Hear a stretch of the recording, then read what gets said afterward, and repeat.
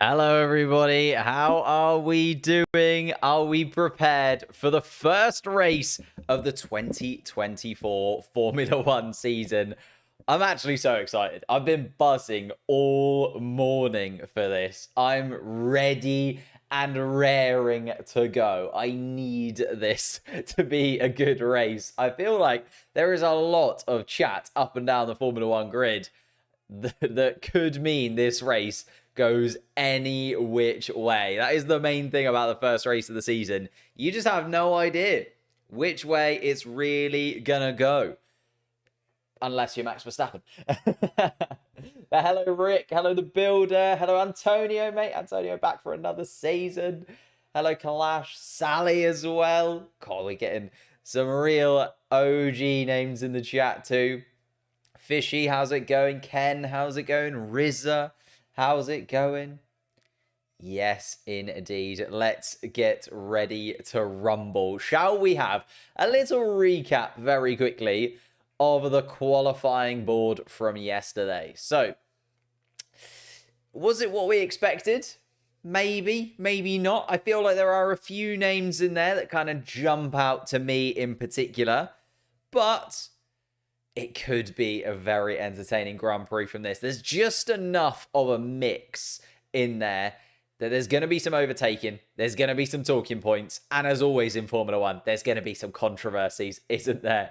There's going to be some controversies along the way. Let's start from the back of the pack. And Alpine had an absolutely horrendous day yesterday. Gasly and Ocon, the two drivers that will start right at the back. I mean, I was expecting it to be poor from Alpine. I was expecting them to be, maybe the 7th, 8th fastest car, but they were miles off of it yesterday. Both of the Frenchmen starting right at the back. The only positive for them is their longer race run pace generally looks a little bit better than their qualifying pace over the course of testing and the free practice sessions. So, both of the Frenchmen should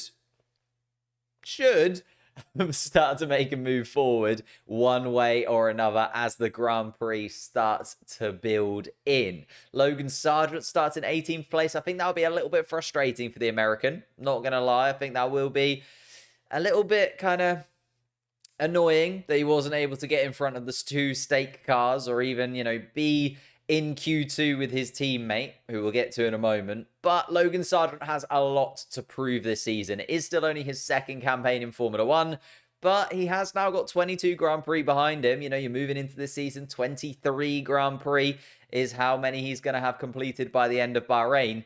We kind of need to start seeing something from Logan Sargent, or his Williams seat is definitely going to be under threat come the end of this year, if it wasn't already under threat from the end of this year. Zhou Guanyu starts alongside Logan Sargent. Similar for him. You could argue, he's got to prove that he is worth keeping hold of for that stake Sauber team moving forwards, and also prove to Audi he's worth keeping around once they come in. Is that going to be the case? We'll have to wait and see when it comes to Zhou Guanyu. Valtteri Bottas and Kevin Magnussen with the turning point between Q1 and Q2. Kevin Magnussen managing to get through to Q2, starting in 15th place. Although considering where his teammate managed to do, maybe we'll be a little bit annoyed with 15th place. Although considering the Haas car and where we expected Haas to be, I don't think he can be too sort of bothered about that. It's going to be a tricky race for him, though, I think. And Valtteri Bottas behind in 16th place. Bottas usually goes well here in Bahrain. It's one of those things Bottas starts the season well, generally. The stake car also looked a little bit better in terms of race pace, but I'm imagining the Hasses and the stake cars are the guys that we're going to be moving towards the back of the pack over the course of this Grand Prix, if I'm honest. Then Daniel Ricciardo starts in 14th place. I don't know if that's what we expected. I think most people had Daniel Ricciardo down as the driver who might cause a little bit of an upset and possibly pick up a Q3 performance in his first race back, but probably still getting to grips with this car. Have to remember, it was a very up and down season for Daniel Ricciardo last year. Missed the first 10 races, took part in 2, then missed another 5 because of injury, and it was like, oh, are we ever really going to see the proper Daniel Ricciardo back on track once again? And I think, we're still going to have to wait a little bit of time for Daniel Ricciardo to really click with this car. Alex Albon, though, continuing where he left off, really getting the absolute most out of that Williams package. He said he was a little bit disappointed with his performance, but generally, if you're looking where Williams are likely to be in the pecking order, I think 13th place is a very, very good starting position for Alex Albon. And 13th place, I always look at that kind of position as on the periphery of points. If you're 11th, 12th, 13th, you're at least within touching distance and you've got an eye on a point scoring finish. And that will definitely be the case for Lance Stroll in 12th place. You look at the top 5 teams, he is the man that missed out on Q3. 9 out of the 10 drivers making it through from those top 5 teams. Lance Stroll being the one that missed out. He blamed it a little bit on traffic, but I don't know, Lance Stroll is under a lot of pressure also. That seems to be the case for a lot of drivers this year, especially with the contract scenarios going into 2025, the regulation changes coming in 2026. There are a lot of drivers with a lot to prove over the course of 24 Grand Prix this year, and Lance Stroll is most certainly one of them, as well as Yuki Tsunoda starting in 11th place, the final driver to drop out in Q2. And again, he was very close to being that driver that caused a shock, managed to get through, showing what that RB can do. We know that Yuki Tsunoda starts seasons well. If you look at 2022 and 2023, Yuki Tsunoda has been phenomenal over the first 5-6 races, and then sometimes it just slows down a touch for the Japanese driver. He'll hoping that he can continue that momentum and maybe a 10th place finish rather than 11th place. We ended up seeing Yuki Tsunoda finish 11th quite a lot at the beginning of last season.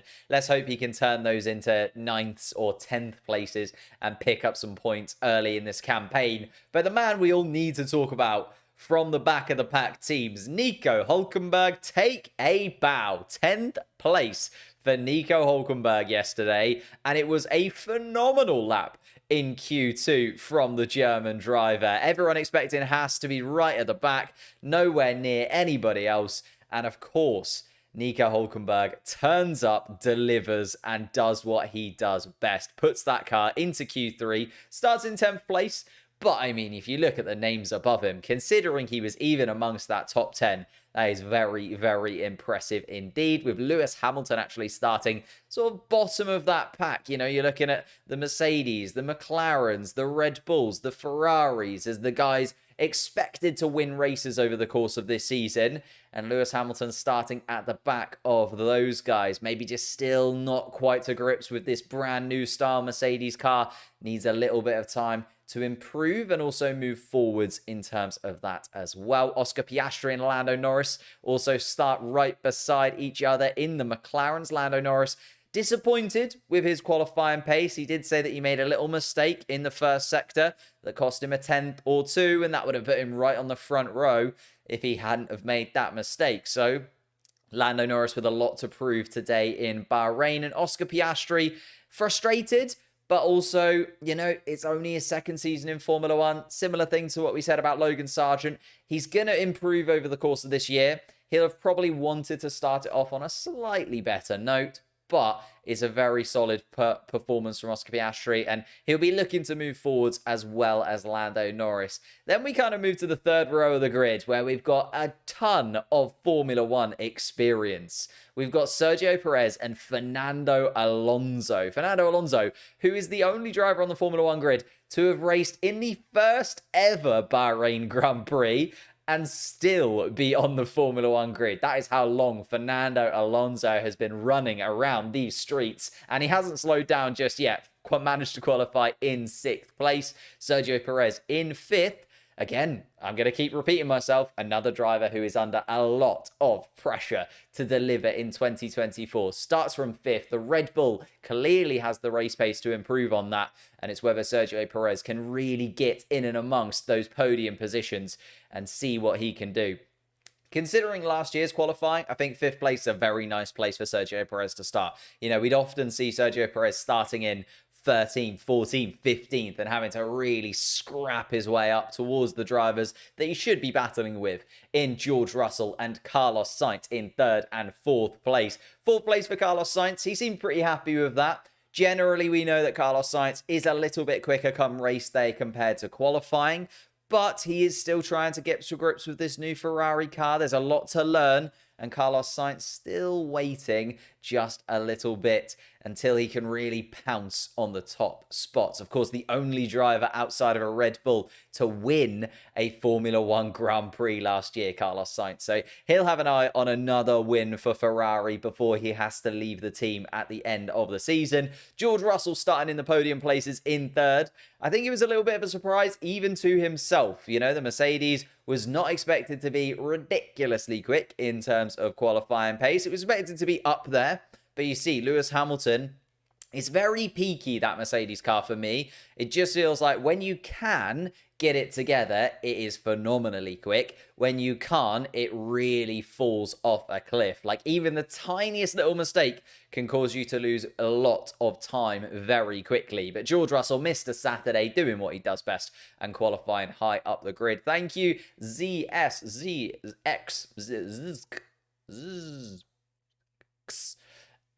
For the subscription.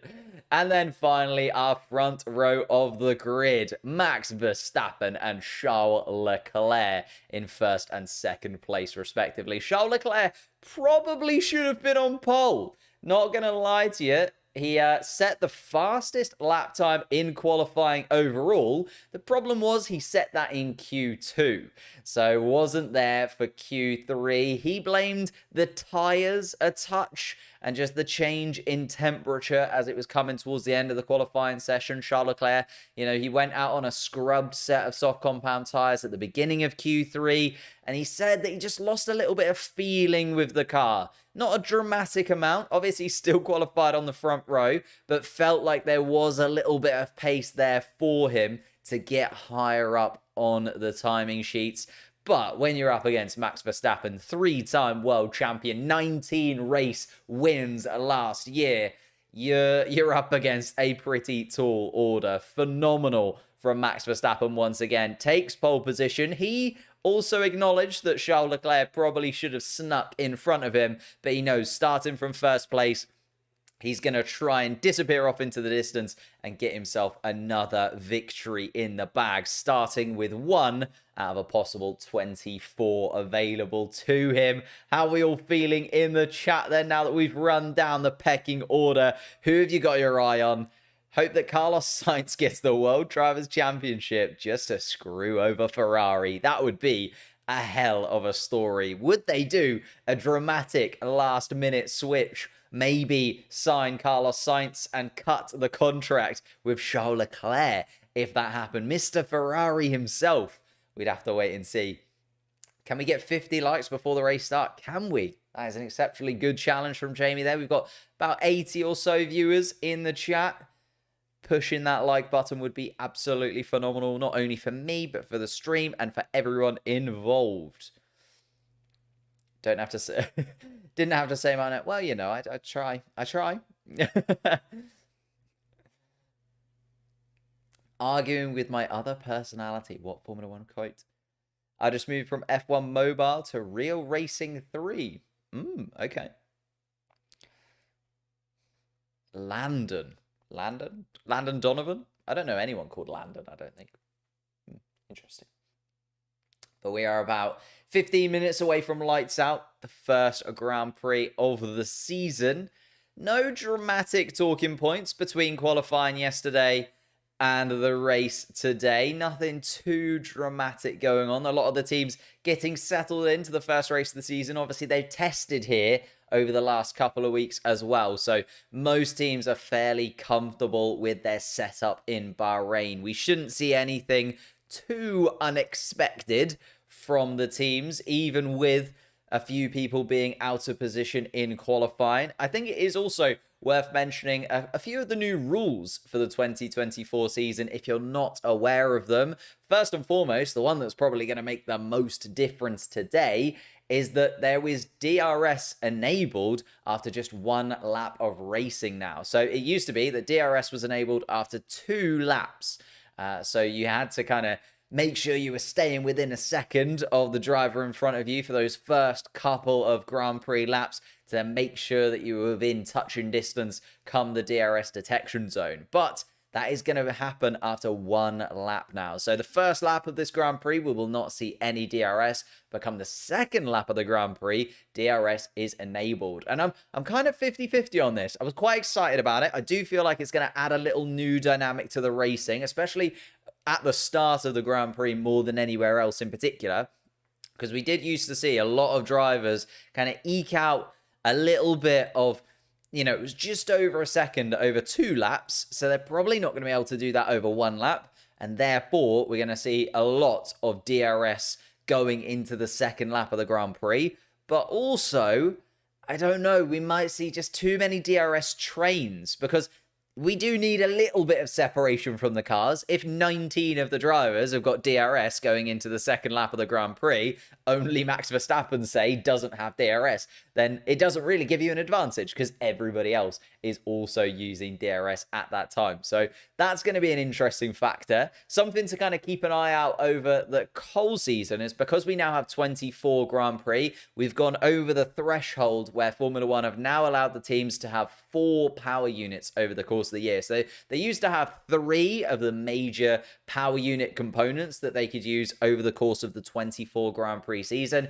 They now have 4 of those major power units. Obviously, we used to see teams take engine penalties anyway and use over that 3 allocation. But now, will we see teams use more than 4 over the course of a season? That's something to maybe keep an eye on, especially as we get later towards the end of the season. We start to see those penalties clicking in for people. But as we are here, let's get into some predictions. And in fact, I wrote down some of your guys' predictions. If you want to get involved in the predictions, I usually put the post out kind of Wednesday, Thursday of race week. And I ask for your guys' early predictions for the race weekend. So it does have to be said that these are done before qualifying takes place. And there were a few very, very interesting ones. A lot of people went for podium winners, a podium and winner of Max Verstappen, best team being Red Bull, and the surprise being that Max Verstappen wins. But I don't think that's much of a surprise, is it? To be honest with you. Although a lot of people also went for the flop team as Haas. I do like this one from Cool Gamer. They went for Oscar Piastri to be on the podium. Could still happen. The McLaren car looks pretty decent, and the McLaren team think they can move forwards in this race. Surprise, Yuki Tsunoda starting from 11th place. Would it be a surprise if Yuki Tsunoda managed to sneak some points in the first ever RB Grand Prix?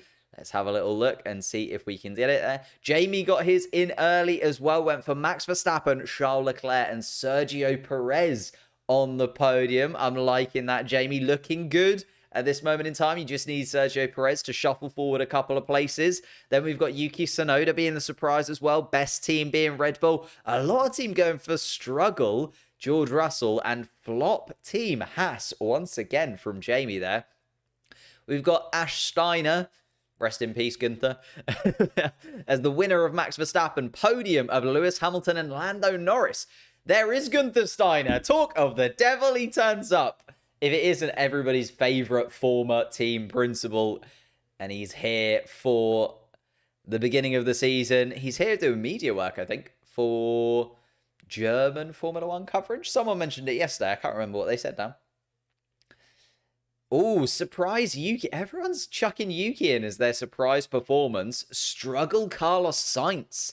And struggle Team Ferrari. Will the Ferrari reliability strike once again? We saw it last year, remember, where the team were coming into it. They were looking pretty good. Carlos Sainz was looking okay. Charles Leclerc was even running in the podium places and then was struck by that reliability issue.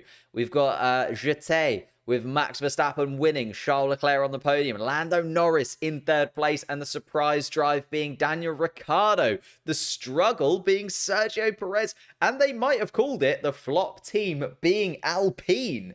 Wow, love that.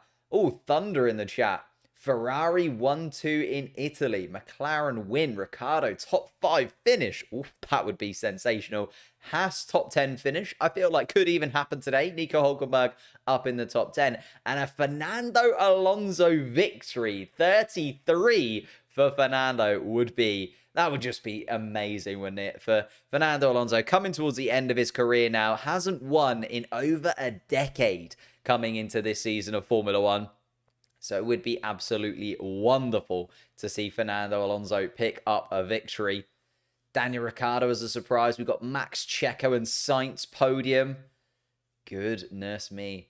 Hamilton might be the struggle from this position. Yeah, 9th on the grid. A lot of really solid drivers in front of him to try and pick out. Nikita Mazepin will win the Bahrain Grand Prix in 2024. I mean, if you meant to write 2025, maybe, because actually Nikita Mazepin, right, a little bit of a sidetrack, he's been doing all right recently. He's actually been doing pretty good. Like, he's racing in, oh, he's got off the top of my dome. He's won, I think he's racing in a series I was reading. I can't remember which series it is now, but he's won the opening 2 of 4 Grand Prix or something along those lines. He's doing pretty good, is on Nikita Mazepin. Just not good enough for Formula One was the problem. And also was in an absolutely torrid Haas car. So you can't really blame him for that either, to be honest with you.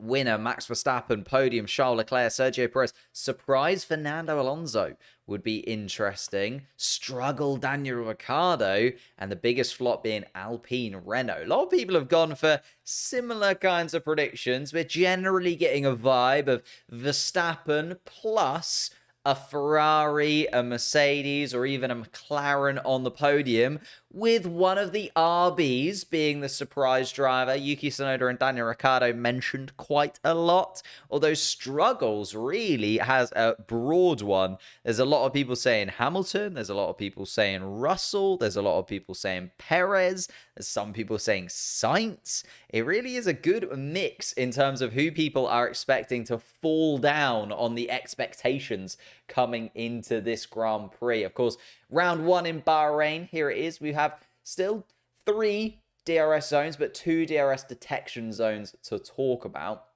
Oh, no, sorry, 3 DRS detection zones, isn't it? Yeah, 3 DRS. I mean, I could look at my own graphic, couldn't I? It's 3 DRS detection zones amongst the 3 sectors. As I said, no DRS for the first lap of the Grand Prix, but coming into the second lap of the Grand Prix, I'll be looking down towards turn 4. I feel like turn 4 is going to be a big overtaking opportunity this year. I can imagine it being, you know, that place where you just go for it, especially going into the middle sector. The middle sector is a little bit tricky. There's a few turns in there where you can kind of eke out a little bit of a lead. I feel like turn 4 is an excellent overtaking opportunity. And of course, down to turn 1 as well, we will see the cars battling down the pit straight into turn 1 and in front of all the fans going for their big overtaking opportunity. Daniel with the $5 super chat. Thank you so much, Daniel, mate. You really didn't have to. Massively appreciate that. We'll go back into helping the channel get bigger and better than ever. It's great to have Formula One back, despite Alpine looking like a perma-flop team this year. Cheers. Yeah, it's frustrating, isn't it? Alpine.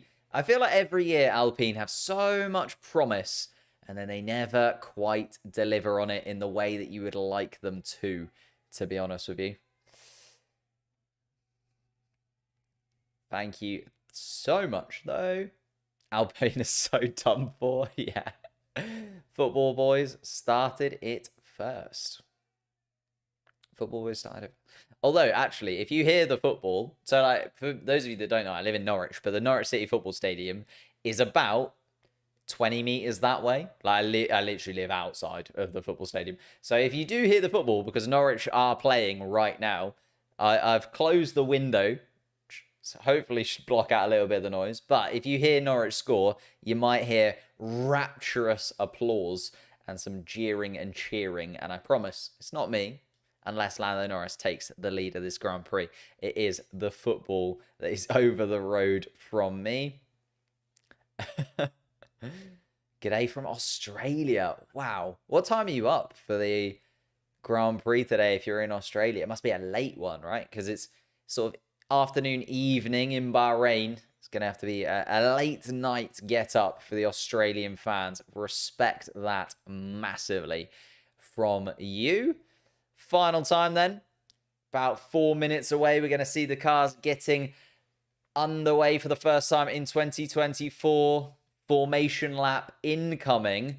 But this is our starting lineup. Max Verstappen, Charles Leclerc start on the front row. George Russell and Carlos Sainz behind on the second row of the grid, going down into turn one. Sergio Perez and Fernando Alonso start behind in 5th and 6th. The two McLarens side by side in 7th and 8th, with Lando Norris and Oscar Piastri. Lewis Hamilton and Nico Hülkenberg rounding out the point-scoring positions at this moment in time. Yuki Tsunoda and Lance Stroll start 11th and 12th. Albon and Ricciardo start 13th and 14th. Kevin Magnussen, the last man to drop out in Q2, in 15th places alongside Valtteri Bottas, coming into the first ever season of Stake Formula 1 in 16th place. His teammate Zhou Guanyu will start in 17th place just behind him. In 18th place is Logan Sargent in his second season in Formula 1 for Williams. And at the back of the pack, Esteban Ocon starts in 19th, with Pierre Gasly starting beside him in 20th place.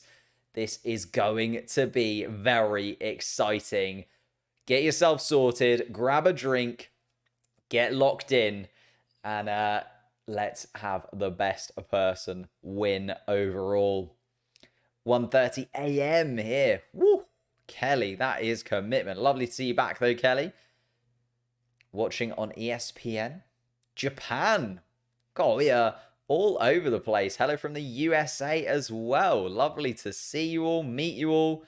And we'll have to see what the Bahrain Grand Prix has in front of us. Goodness me. Gonna wake up at 4 a.m. to watch the Australian Grand Prix on your birthday. Ooh. China back this year indeed. Zhou Guanyu is going to be the first Chinese driver to compete at the Chinese Grand Prix, and he'll finally get to do it. It's been on the calendar for the last couple of years. He's been in Formula 1 and then swiftly removed from the Formula 1 calendar after that. Chilling in bed, ready to watch. India there as well. Goodness me, we are all over the place. Mongolia. UAE.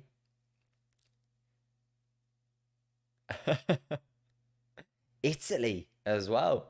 Giovanni, lovely to meet you, mate. Philippines, Australia. We are representing the world in the Formula 1 chat right now, aren't we? Shall we move over to a little bit of the race details for you?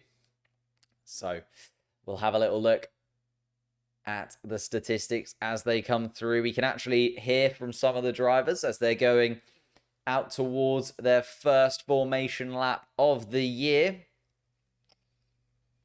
And as always, before we get underway, if you haven't, hit like, subscribe, and we're going to be here for 24 Grand Prix in the 2024 season. Max Verstappen getting us underway with the first one. India, Uganda, Hong Kong, Belgium, all represented in the chat. Poland, New Zealand. That is amazing.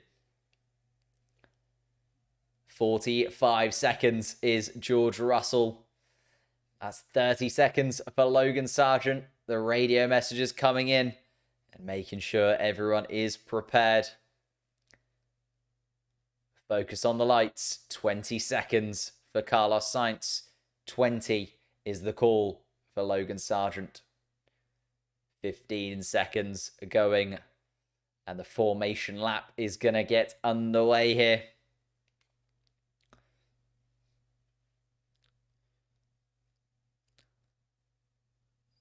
And Max Verstappen going around turn one fairly slowly. I think the Red Bull knows that he's going to have to bide his time, try and hold on to a little bit of temperature in those tyres. It's a little bit cooler in Bahrain than we normally have this time of year.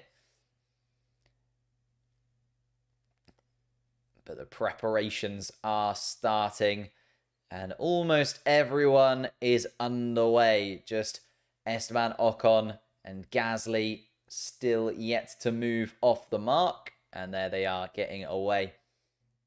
Max Verstappen already tackling turn 8 as Pierre Gasly and Esteban Ocon just about reach turn 1.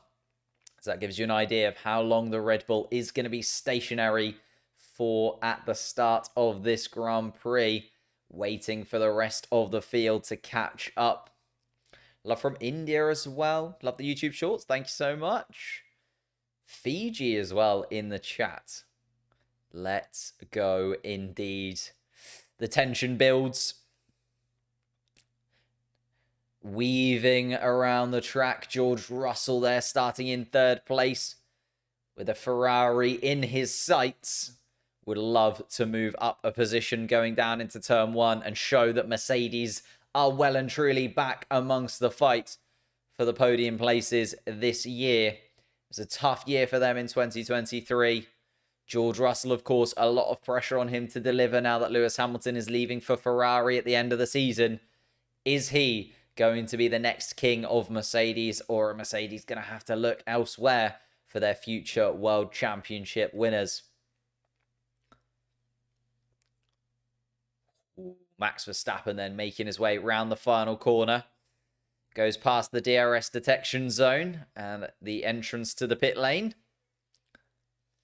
He's going to position himself on the number 1 spot already for the first time this year. Pierre Gasly just making his way around turn 13. So still a few minutes, or a few seconds, I should say. Not even minutes. Less than a minute until the opening Grand Prix of the season. And Verstappen stops. George Russell takes his place just behind in 3rd place. Charles Leclerc stationary in his Ferrari in 2nd. Carlos Sainz sitting behind his teammate. The Aston Martin of Fernando Alonso next. Then we see the 2 McLarens take their positions. Lewis Hamilton slots into 9th place on the grid with the Haas of Nico Hülkenberg beside him. We've then got the RB of Yuki Tsunoda and Lance Stroll taking position. Albon and Ricciardo take formation. Magnussen is slotting in just behind. Valtteri Bottas is there as well. Zhou Guanyu takes to the grid spot. Logan Sargent stops and waits. The Alpine of Ocon and Gasly take their positions. The green flag is waved. 5 red lights between us and the start of the 2024 season, and it's all over. Max Verstappen is underway for the first time. He comes across to get in front of Charles Leclerc. Charles Leclerc peels off to the outside of the racetrack. Can he make a move down in towards turn 1? The Ferrari alongside. George Russell under pressure from Sergio Perez. Carlos Sainz has dropped down. Oh, and there's contact at the back. I think it's Lance Stroll. Got all out of shape. But we're back in it. Verstappen up into the lead still. Charles Leclerc and George Russell hold on to their places. Perez jumps up a position. Carlos Sainz drops down to 5th. Alonso holds on to 6th. Lando Norris moves back in front of his teammate Oscar Piastri, although the battle between the McLarens continues. And Oscar Piastri goes for the move. Hülkenberg with front damage. Hülkenberg dropping all the way from 10th to 18th at the start of this Grand Prix. Is Yuki Tsunoda jumping up into the point scoring places in 10th place. Albon with an exceptional start up into 11th. Magnussen also making places up into 12th. Daniel Ricciardo remains 14th. Logan Sargent up into 15th. Ocon and Gasly already have made 3 places apiece. Bottas, Hülkenberg and Stroll were the real losers in that first corner collision. Need to see a replay of that to see what's going to happen there. The first lap of the Grand Prix is there. Hülkenberg and Stroll dropping to the back of the pack and fighting one another through the final sector. But Verstappen leads. Charles Leclerc within a second. George Russell also getting away from him. DRS now enabled. We're going to see it down towards turn 4, of course. The Logan Sargent attack coming, though, and Daniel Ricciardo manages to fend off the American. Here we go then, DRS wide open for a few of these cars down towards turn 4. Logan Sargent going for it again, and Logan Sargent making up the position, getting in front of the RB of Daniel Ricciardo there, whilst the other Williams of Alex Albon is staring at the back of Yuki Tsunoda. Nico Hülkenberg into the pits to change his front wing. An absolutely torrid start to the Germans' first race of this year. Hülkenberg will go long then on this set of tyres, you would imagine. Yeah, that's Nico Hülkenberg's race all but done and dusted, unfortunately. But we can see a lot of the drivers moving forwards, a lot of the drivers pushing on. Front wing still looks good for Pierre Gasly, so Gasly deciding to stay out, even with a possible little bit of front wing dislodged. Max Verstappen, though, moving away from Charles Leclerc, getting out of that DRS range. George Russell, though, still with DRS. Sergio Perez as well. Carlos Sainz has dropped outside of DRS range of the Red Bull. Fernando Alonso in 6th place has also dropped back a touch, is becoming a little bit of a train behind Fernando Alonso. Norris and Piastri staring at the back of the Aston Martin. Lewis Hamilton still trapped in 9th place. And there is the move from Fernando Alonso moving across the track, and Lando Norris is going to get there. Yes, Lando Norris takes 6th place down towards turn 1. Fernando Alonso, though, is going to have DRS down towards turn 3. And there goes George Russell on Charles Leclerc round the outside of turn 4. And the silver Mercedes moves through into 2nd place. George Russell, pedal to the metal, gets past the Ferrari of Leclerc. Sergio Perez also sniffing the Ferrari not quite being as quick as they expected. And Charles Leclerc under pressure. Oh, big lockup from the Monegasque. And Sergio Perez with the DRS wide open. Charles Leclerc also with DRS, though. See, what doing that in the chat does is makes me not want to do it. So...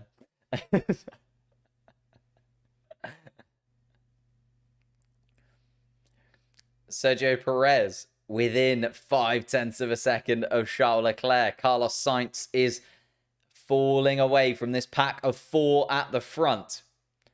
Lando Norris, though, trying to close the gap to his old teammate. Carlos Sainz's final season at Ferrari. Lando Norris, though, sniffing that maybe the Ferraris are gettable here today. Fernando Alonso in 7th place is under a huge amount of pressure from Oscar Piastri. You're imagining that Oscar Piastri coming in to turn 1 is going to have a little go at Fernando Alonso. DRS wide open and can't quite this time around. I think because Fernando Alonso is still within DRS range of Lando Norris in front, has just given the Aston Martin enough to hold on to 7th place. Lewis Hamilton frustratingly behind Oscar Piastri still, but with Oscar Piastri having DRS, there's nothing that Lewis Hamilton can do. Yuki Tsunoda fighting off Alex Albon. Kevin Magnussen also still in the mix in 12th place, and Zhou Guanyu in 13th. Let's have a little look at the replay of the start then. Starts to get pretty messy straight off the bat. Sergio Perez trying to get around the outside of George Russell. Leclerc also battling with Verstappen, but it's the contact at the back I want to see. Oh! And Lance Stroll seems to have been taken from behind, if I'm honest. Lance Stroll actually takes over, gets past Nico Hülkenberg, gets up into the top 10 does Lance Stroll. Yuki Tsunoda's there alongside him, tries to go inside of Hamilton. And yeah, there's nothing that Lance Stroll could have done about that, unfortunately.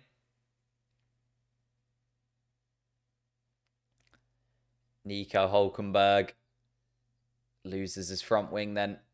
That's where it is. Oh, yes. Nico Hülkenberg smacks into the back of Lance Stroll, and Lance Stroll unfortunately takes a little bit of a spin.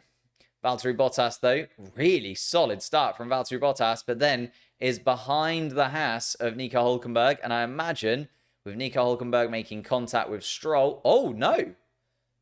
I think Bottas actually gives Hülkenberg a little bit of a tap. Yeah. So I think Bottas maybe taps the back of Hulkenberg, which leads to Hulkenberg then tapping into Lance Stroll. Oh, wow. Charles Leclerc super wide at turn 10. Goodness me. There we are. Carlos Sainz has actually closed in on Sergio Perez now, I think, because Charles Leclerc has made a couple of little errors, although Max Verstappen disappearing off into the distance. Let's have a little look. Yeah, Max Verstappen disappearing off into the distance. Now, Russell, Leclerc, Perez and Sainz behind. You can see in a little bit of a pack. Lando Norris kind of in a little bit of a no man's land now.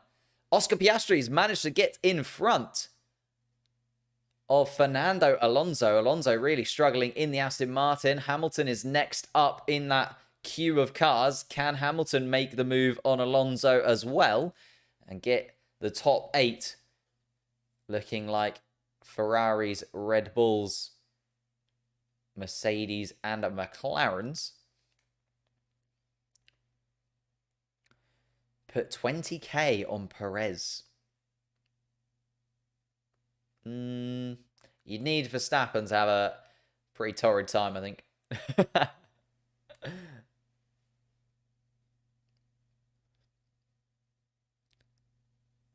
And Lewis Hamilton now having a look at Fernando Alonso. Oscar Piastri still within DRS range. The problem is, as soon as Fernando Alonso loses that DRS, it does look like that Aston Martin is a little bit of a sitting duck, particularly for these cars that are at the top end of the grid. Oscar Piastri moved past Fernando Alonso down into turn 1, made it look quite simple in the end, had DRS, peeled off to the inside, hit the apex early, carried the speed all the way down through 3, down to turn 4, and then was away from Alonso overall. George Russell at the front of this pack then. We're looking at Lando Norris to see if he can also join this battle. But Russell disappearing into the distance from Lando at the moment. Lando needs to reel him in if he can. Charles Leclerc, Sergio Perez and Carlos Sainz all within DRS. We're going plan B for Lando Norris. Lando Norris on plan B. There's 2 track limits violations. Lando Norris and Charles Leclerc have both picked up track limits violations for themselves over the start of this Grand Prix. Sergio Perez just dicing with the back of that Ferrari. Not quite able to get close enough. And Carlos Sainz, to be fair, who I thought was going to drift away from this pack, is right in it, trying to make Sergio Perez make a mistake, open a gap, whilst looking at the back.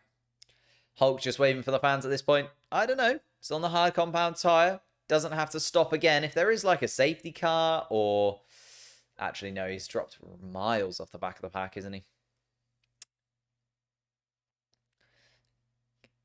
Carlos Sainz saying he has more pace than the guys in front.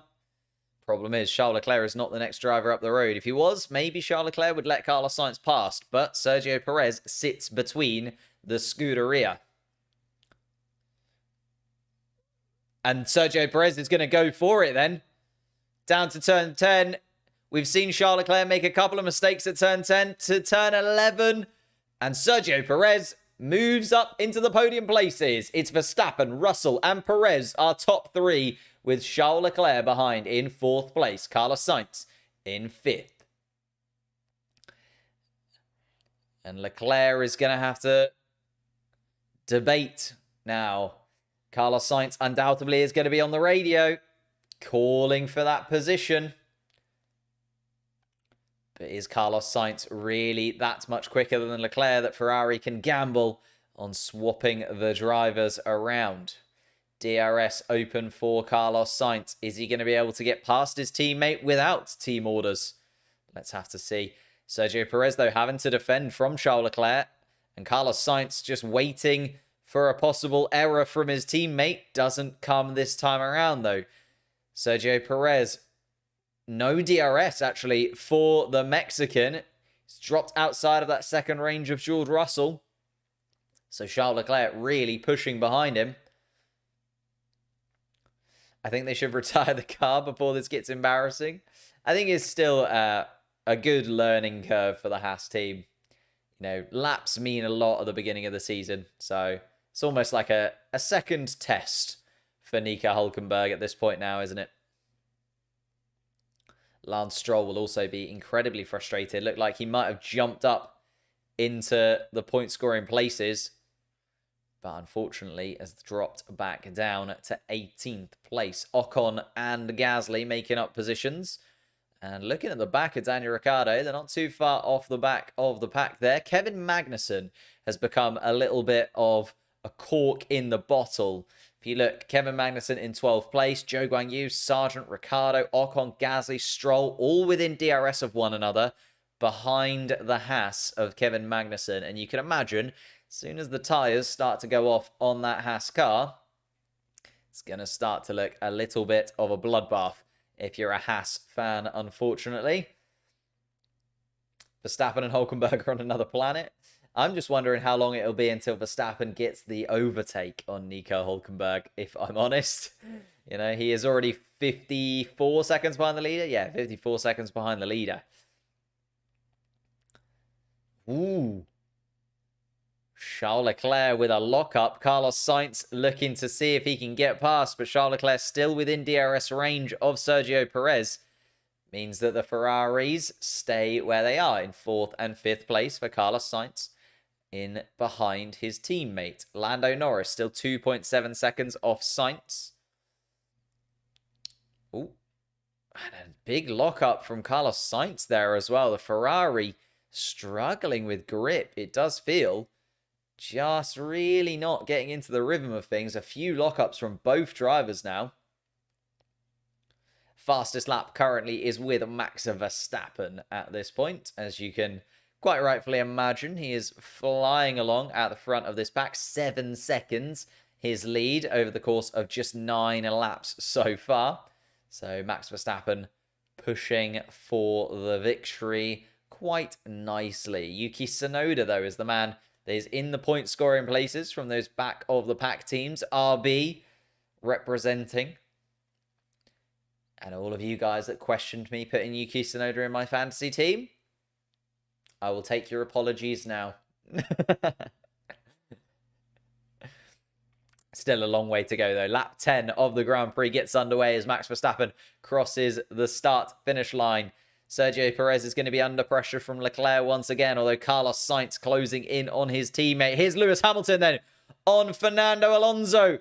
The Mercedes finally getting past the Aston Martin. DRS wide open for Lewis Hamilton, and he takes 8th place from the Spaniard, dropping down into 9th.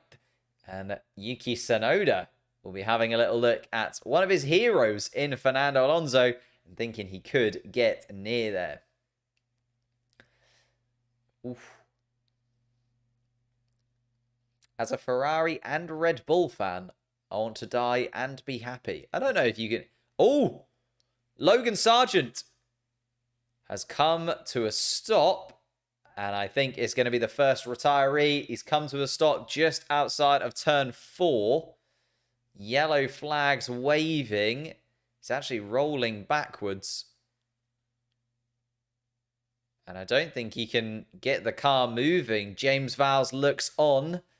Frustrated. Is it mechanical failure? Was there a problem with the car? Has Logan Sargent made a mistake?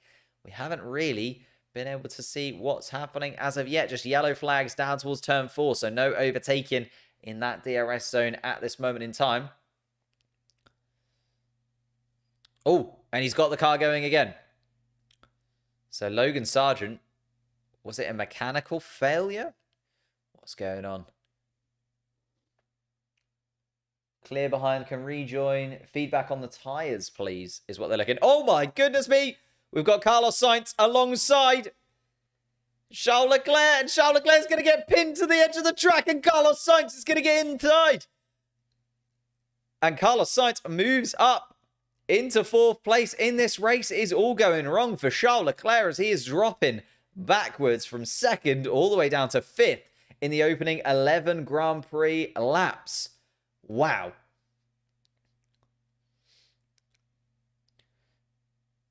DRS lap 2, indeed. Indeed. Brand new rule for the 2024 season. DRS after just one lap. Esteban Ocon coming into the pits then. Already for the Alpine team. We've actually got Joe, Stroll, Ocon, Hülkenberg already swapping onto the hard compound tyres at this point in the Grand Prix. Logan Sargent has returned to the track. Still no massive feedback on what's happening to Logan Sargent or what happened to his car. Possibly overheating by the looks of those radio messages. Box. And swap the steering wheel for Logan Sargent as well. Let's see then. Carlos Sainz, a replay of his overtake on Charles Leclerc. Pinned to the back of his Ferrari teammate. Got up alongside him into turn 1. Just pushed him off the track. Ooh. Oh, yeah, don't know what happened to Logan Sargent there. We're on board with him. George Russell comes into the pits. So does Charles Leclerc. So a few teams going a little bit early with the pit stops. Onto the hard compound tyre they go. Trying to come out in a nice little bit of clean air. Not really. George Russell coming out just in front of Valtteri Bottas and Charles Leclerc just behind Valtteri Bottas. And Leclerc is going to be frustrated by that. He's now going to be stuck behind a kick Sauber. And actually, Valtteri Bottas looking at trying to make an overtake on George Russell. Doesn't quite do it. That front wing of Valtteri Bottas' car still damaged from when he came into contact with Nico Hülkenberg at the start of the Grand Prix. You can see the right-hand side there, the front flap of the wing, just a little bit looser than you'd like it to be. But George Russell in a nice little gap, got a couple of seconds to Pierre Gasly just in front. Charles Leclerc, though, needs to dispatch Valtteri Bottas as quickly as possible because the undercut is incredibly good here. Oh, and Charles Leclerc goes wide again at turn 10. Don't know what's happening in that Ferrari car, but Charles Leclerc, as soon as he goes down to turn 10, just cannot get the car rotated through it. It is probably the trickiest corner of the track, but you wouldn't expect this from Charles Leclerc continually. Sergio Perez comes into the pits then for the Red Bull team. Max Verstappen still leading this Grand Prix by 11 seconds from Carlos Sainz. Oscar Piastri is going to be the first McLaren into the pits. Lewis Hamilton also coming into the pits for Mercedes. So we're starting to see the soft onto hard compound tyre swaps coming for a lot of these teams then. Piastri comes out just behind Charles Leclerc by the looks of things. Piastri is going to have a lovely bit of road to run into, although Lewis Hamilton is going to be right behind him. What's happened to Charles? He's just, like, it just seems like whatever the settings are in that Ferrari or the balance is going into turn 10, just can't get the car stopped and rotated. So many lockups going into turn 10 and just disappearing off the track continually. It is hard to gauge turn 10. Don't get me wrong. Like, if you've ever played the Formula 1 game or you've, ever visited the circuit, it is a tricky one to get right. But still, you would not expect that from Charles Leclerc of all people. George Russell then trying to dispatch the RB. And is that Daniel Ricciardo? Is Daniel Ricciardo just in front of George Russell? So Verstappen, Sainz, Norris, Alonso, Tsunoda, Albon and Ricciardo. The drivers still yet to stop. And as you can see, hard tyres from Ricciardo backwards. So George Russell leading for the hard tyres. And now going to overtake. And does get that move past Daniel Ricciardo up into 7th place once again. As Lando Norris comes into the pits. Hard compound tyres. A swift stop from the McLaren crew as well. Lando Norris, of course, trying to close the gap to the top 5 runners in this race. There is Charles Leclerc in the distance. Oscar Piastri just behind, so stays in front of his teammate. That's what Lando Norris would like to see. Daniel Ricciardo into the pits after losing a position. Sergio Perez and George Russell having a little battle on the hard combo. Oh, George Russell goes wide. George Russell goes wide at turn 4, opens the door for Sergio Perez, and Perez takes it. Perez up into 6th place, and that's effectively up into 2nd because we still have Sainz, Alonso, Tsunoda, and Albon in front who have yet to stop, and Max Verstappen has a little bit of a buffer to the cars behind. You can see the gap to the leader there from Sergio Perez, 32.5 seconds. So Verstappen just going all the way as far as they possibly can. How many laps completed? It says at the top of the graphic, 14 out of 57 with 44 laps left to go. So still a long way to go, but a mistake from George Russell in turn 4 has opened the door and Sergio Perez has let himself in. Carlos Sainz then becomes the next driver to enter the pits. Oh, and a lockup just to use up the last of those soft compound tyres right at the beginning of the pit lane. Why not? They're coming off anyway.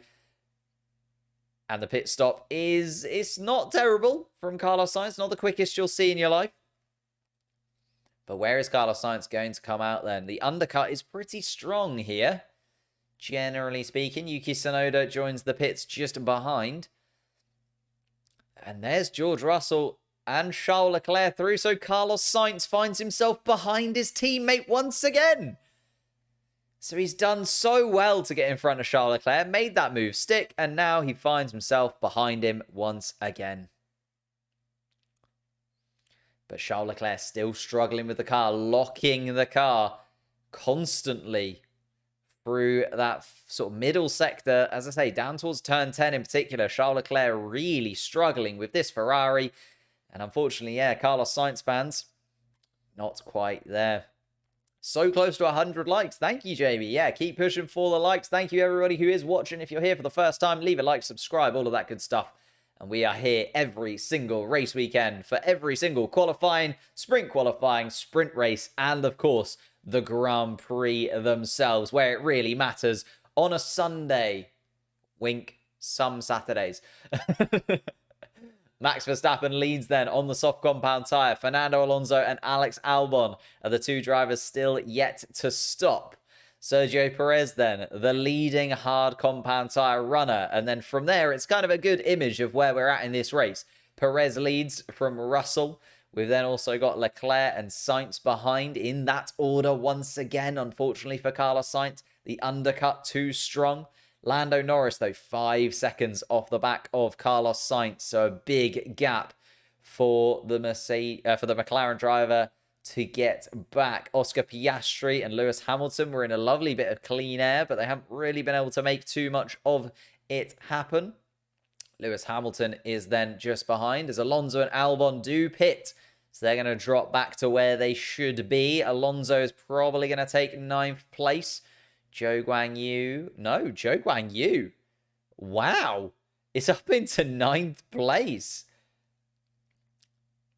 Goodness me. Look at that. The kick Sauber of Zhou Guan Yu up into 9th place after all of that.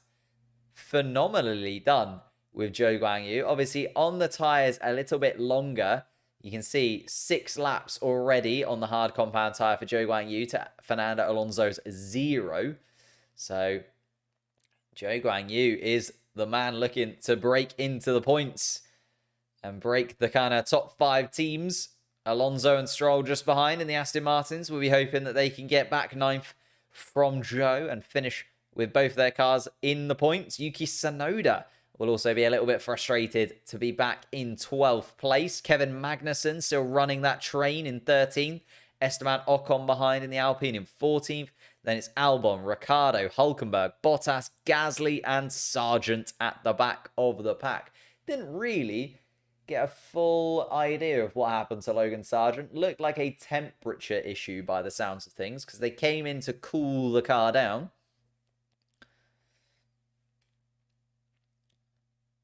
Verstappen already being 100 years old. Oh, Carlos Sainz goes for it.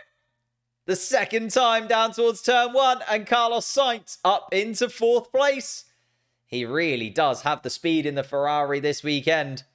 Box for Max Verstappen. The leader of this Grand Prix is finally going to come in and change those tyres around. So let's take a little opportunity then at this point in the Grand Prix just to see what the sector timings are like from these teams. Because it would give us an idea of, on the hard compound tyre, who's going to be able to close some of these gaps. So you can see Sergio Perez insanely quick in the first sector, which really bodes well, because obviously that's also where the DRS zones are. So it's going to be tricky to get past Sergio Perez. Carlos Sainz, the same, although Carlos Sainz has had DRS, so has maybe made up a few sort of positions in that kind of sector 1 timing slot because he's had DRS so often.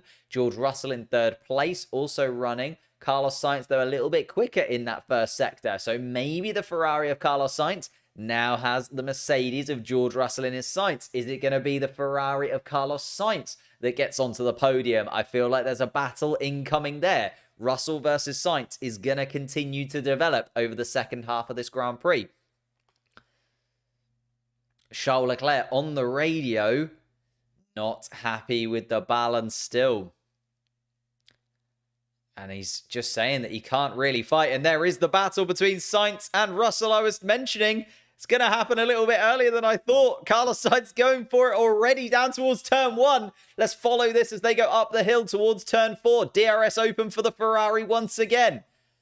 George Russell peeling off to the inside of the track, but it's not going to be good enough. And Carlos Sainz smoothly moves up into 3rd place. George Russell down into 4th.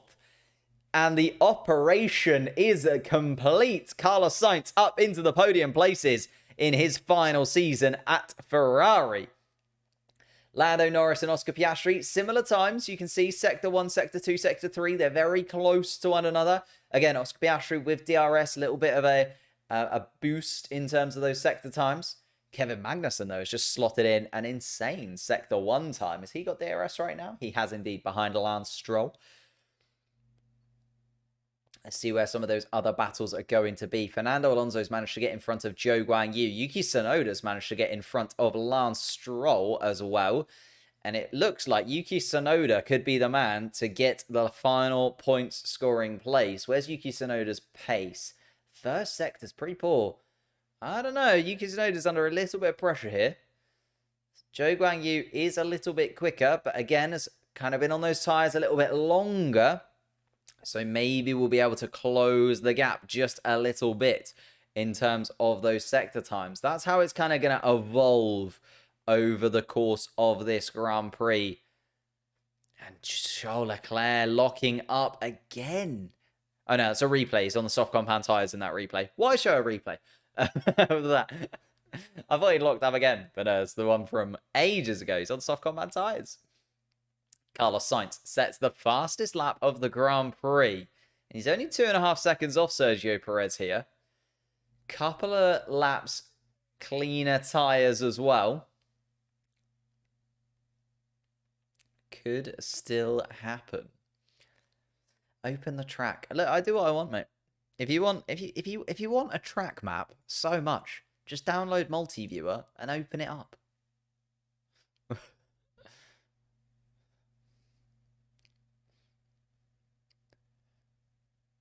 18 for Lance Stroll on the side of the Aston Martin car, and unfortunately dropping down the rankings a touch, losing out a little bit from the back of Yuki Tsunoda, trying to hang in there with the point scoring places.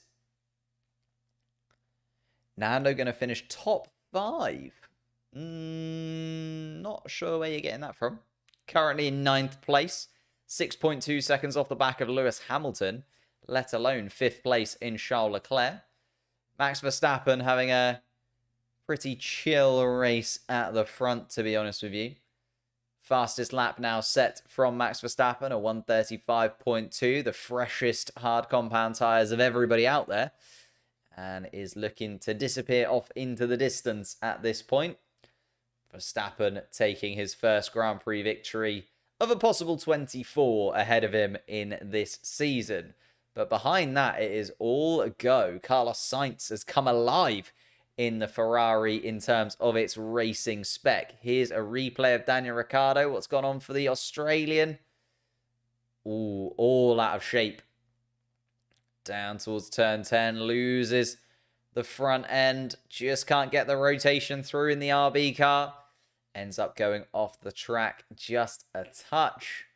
Oh, thank you for all of the subscriptions. Alfonso, Raul, appreciate it. Thank you so, so much. Pega, HP, thank you for subscribing. Expensive super license for Max once again. Looking like it, isn't it? George Russell, oh, with a little bit of a power unit issue. Has opened the door then. Charles Leclerc is going to be looking to move up towards the back of George Russell, but still having real issues with braking and getting that balance right is Charles Leclerc. 1.2 seconds off the back of George Russell and closing in as Max Verstappen sets another fastest lap of the Grand Prix, 1:35.1 for the Dutchman.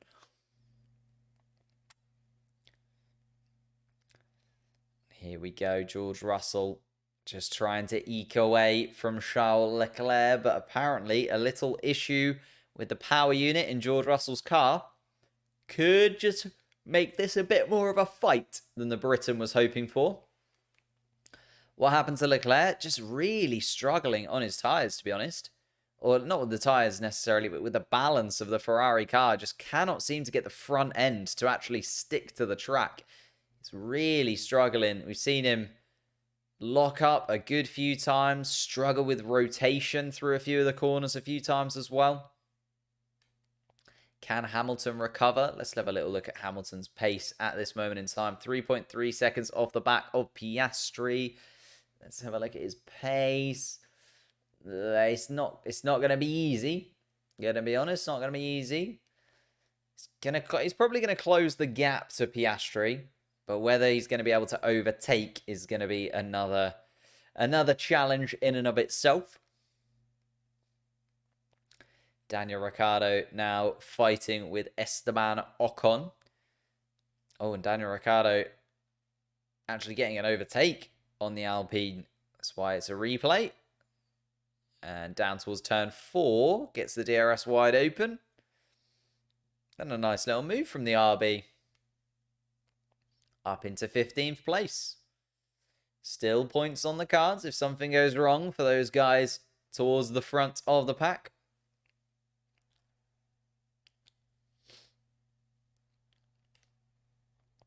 Sainz will get Max. Oh, that is a hot take. Max probably not. Perez, interesting. Max Verstappen at this current moment in time was 7/10 quicker than Sergio Perez on that last lap. So unlikely.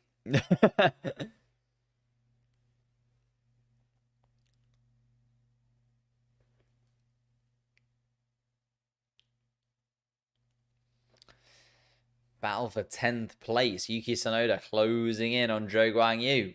That final point scoring place. You might remember there was a really good battle between these two in Spain last year, in which Yuki Tsunoda kind of locked up, went off the track, and Zhou Guanyu took the advantage. So we're going to be looking as to whether Zhou Guanyu can do that once again. Has he still got the advantage over Yuki Tsunoda, or can Yuki Tsunoda bounce back and take the final point scoring place from Zhou Guanyu this time around? Thank you for subscribing, Arav. Mattia as well. Appreciate it.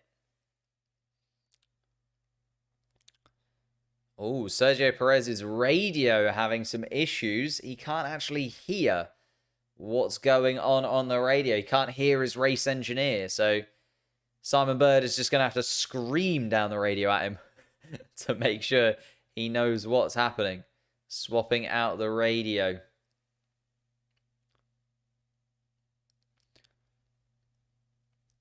Giampiero Lambiasi, I imagine, just having a little conversation with Max Verstappen about what they're going to have for dinner at this point. Not too much to speak about in terms of Max Verstappen's race flying away at the front of the pack. Seeing Hülkenberg on the track. Yeah, unfortunately, he's stopped once again as Nico Hülkenberg, although Logan Sargent is actually the driver who is running last. Can see him actually running between Hamilton and Alonso at this moment in time. So that is a damning sight for any Williams fans out there.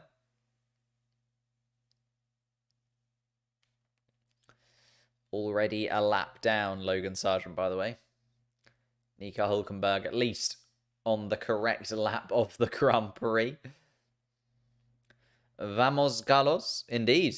Flying is the Spaniard, and we're just settling into kind of the midway-ish point. Well, a few laps off the midway point of the Grand Prix at this point.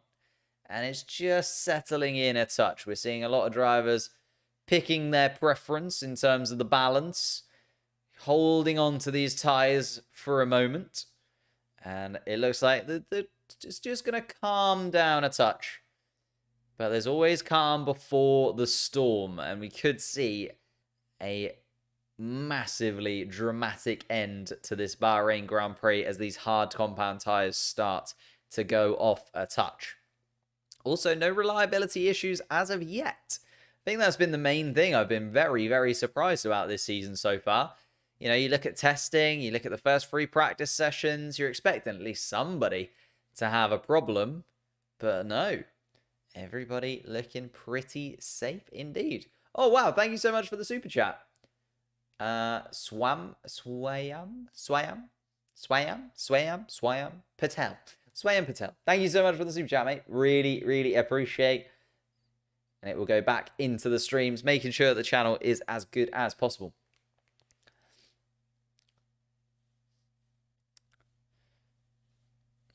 Max could watch the stream. Yeah, I mean, I don't know what Max gets up to at this point. He's still 10 seconds ahead of Sergio Perez. Last lap was a whole second quicker than his teammate. So it's kind of all but over for Max Verstappen at this point. And we're only on lap 25 of 57. Disappeared off into the distance. Can Max slow down to make it a bit more interesting? It's very interesting from Max backwards. We've got Sainz, who could close in on Perez. We've got Leclerc, who could close in on Russell. The 2 McLarens kind of waiting in the wings, seeing if they can close the gap. Lewis Hamilton kind of in a little bit of a no man's land. I was expecting Lewis Hamilton to close the gap a bit more on Oscar Piastri, but he's maybe just holding onto his tyres for a few laps and kind of waiting to pounce towards the end. Similar, you could say, with Zhou Guanyu and Yuki Tsunoda. I was imagining that Yuki Tsunoda was going to close the gap and start having a go at the stake Sauber, but it's just kind of sitting within DRS range, just quite happily moving along with a little bit of DRS as well.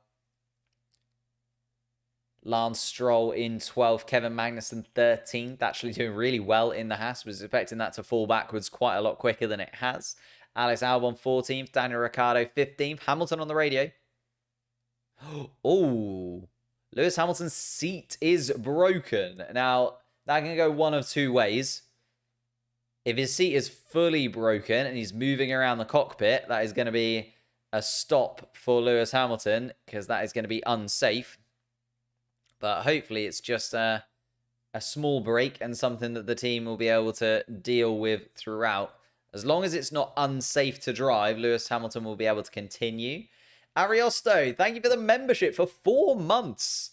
Super Max. Thank you so much, mate. Appreciate you supporting the channel. If you do want to become a member, we have some extra members perks for you over there. You just have to click the join button down below. And as I say, all the money from everything that we make here goes back into the channel. Because believe it or not, this isn't my full-time job. As much as people sort of say that I should know everything about Formula 1 because it's my full-time job, it's not. So I appreciate all of the help and positivity around the channel recently. It's been going really, really well. Verstappen and Sainz is the battle then. Sergio Perez, can he hold on to second? Can he move up to Verstappen? Can he drop back to Carlos Sainz? It's looking more likely the latter. George Russell, 4th place. As I said, Charles Leclerc closing in. Ooh, and that is Alex Albon having a little look at Kevin Magnussen, just testing the Haas into turn 1. How does the seat break? Well, it's kind of, if you think they're pulling ridiculous amount of G-force around the circuit as they go. And it's pressing you down into the seat all the time. So it's possibly just one of those things where the seat is kind of fractured or cracked a little bit underneath Lewis Hamilton because of that force that's pressed down onto the seat. Because you've got to remember, they try and make the seat as thin and as light as possible. Save weight as much as they possibly can. So the seat is basically non-existent, to be honest with you. If you've ever seen a Formula 1 seat get put together, it is the thinnest strip of carbon fiber you're ever likely to see that is then just pressed onto the form of the Formula 1 driver to then hopefully keep them in place just long enough for the Grand Prix. Richard, thank you for the super chat. $1.99 US. Appreciate that, mate. Thank you for supporting the stream. Thank you to all of the new subscribers as well. We're rocketing towards 60,000 subscribers on the channel. And hopefully we can hit that during the season. Maybe even the elusive 100,000 subscribers. Get a little play button up on the wall. Maybe just there underneath the Singapore Grand Prix track. Just there, I feel, would be a lovely place for a silver button moving forwards. Comments on Russell, please. Nothing really too far to report. There was a little bit of talk around George Russell having some engine issues, but it feels like those engine issues are manageable, at least. You know, he hasn't ridiculously dropped to the back of the pack or anything like that. And they've maybe been able to change some engine settings for him. He's keeping Charles Leclerc at, just about arm's reach, just outside the DRS range. 1.3 seconds the gap between Russell and Leclerc, but 7 seconds off the back of Carlos Sainz. So George Russell more concerned about the Ferrari behind than the Ferrari in front at this moment in time.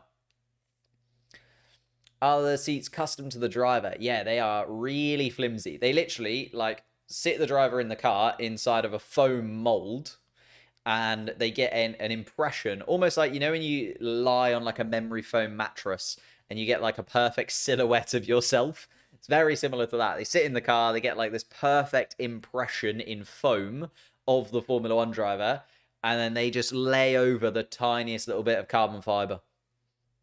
That's it. That's the seat. It is pressed to the Formula 1 driver's body as we see Lewis Hamilton go wide at turn 10. Charles Leclerc, we've seen do that a couple of times, but now also Lewis Hamilton as well, going wide at turn 10. Watch out, a bunch of other watch-alongs are getting copyrighted. Is that true? For what? Should I have a little look?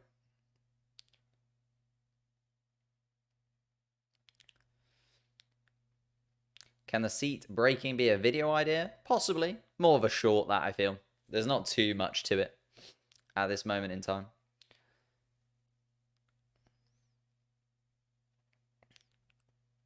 "13 seconds. Yeah, now 14 seconds the lead. Max Verstappen as we get to the halfway point of this one. Found this channel yesterday. Thank you, Megan. Appreciate it. Thank you, everybody who's subscribed recently. Massive support for the channel. Massively appreciated. Let's see what's happening then. Halfway, 29 laps completed. 29 laps left in this Grand Prix. Well, sort of halfway through lap 29, so you know what I mean. Charles Leclerc. Tyre life longer than expected at this point. Longer than expected at this point. Might get copyrighted. Is that true? Shall we have a little look? Should we see what's happening? Let's drop this so I can just very quickly have a little gander and double check what people are saying.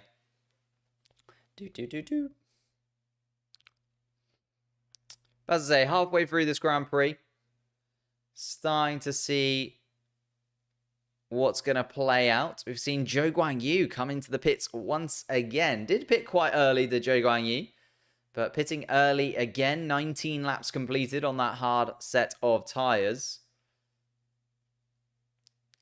And coming back onto the track. Zhou Guanyu drops from 10th all the way down to 17th place. Comes out right in front of Lance Stroll's front wing. And Yuki Tsunoda is the man that moves up then into the top 10 positions. So Zhou Guanyu, second stop. Lance Stroll has stopped twice as well. Nico Hülkenberg has stopped 2. But everyone going a little bit longer than this. That is a very early stop, actually, from Zhou Guanyu, isn't it? 28 laps left in this Grand Prix. Could easily start to see him drop down the pecking order if he doesn't hold on to those hard compound tyres. Of course, it is a little bit easier to hold on to your tyres a little bit later on in the Grand Prix, but still, that is not the best.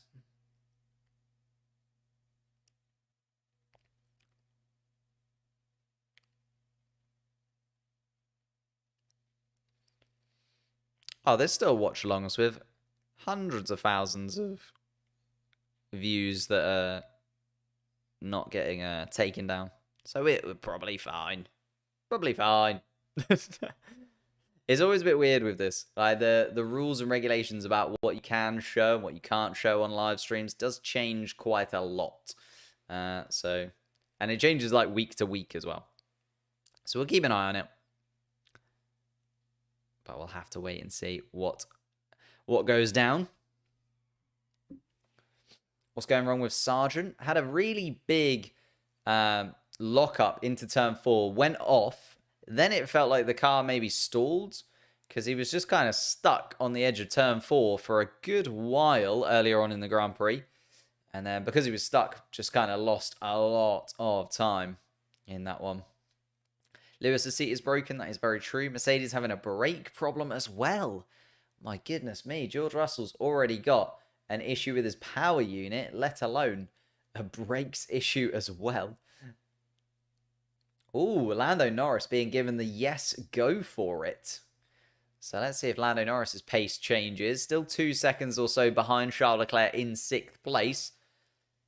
We've seen Carlos Sainz kind of remain 2 seconds behind Perez. Charles Leclerc has dropped just a little bit. Well, he's still within that kind of second range of George Russell, actually. It's not the worst in the world. Lewis Hamilton 2.5 seconds off the back of Piastri. Alonso then all the way 11 seconds back from him. And Yuki Tsunoda 10 seconds back too. You can see Alonso and Tsunoda are effectively all by themselves. Alonso coming up to turn 4, and you can see Yuki Tsunoda coming through turn 2 and turn 3. Kevin Magnussen all over the place as Alex Albon has a little go. Not this time, though Albon looking closer and closer to making that move.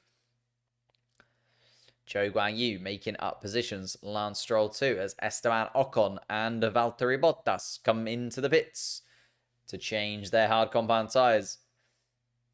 Again, we're going to see this second pit stop just reshuffle a little bit.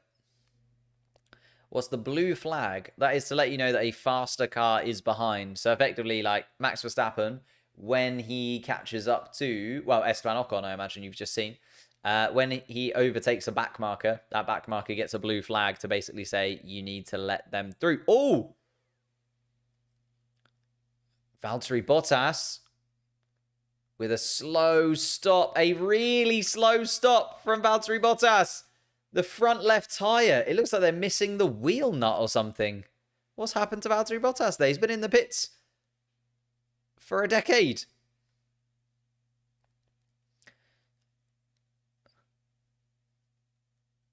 Oh, the wheel nut got stuck on that rim. Oh, that is devastating for Valtteri Bottas. So he's going to drop miles back now. I'd be surprised. Yeah, he's going to be sort of Logan's, well, not even in Logan Sargent territory. Logan Sargent's all by himself. But Valtteri Bottas also now 19th place and not even really in the race anymore. That was over a minute pit stop from Valtteri Bottas. Horrendous. The front left tyre. Something happened with the wheel nut, and then they had to find a spare wheel nut. There were mechanics running backwards and forwards from the garage to try and find spare bits of kit.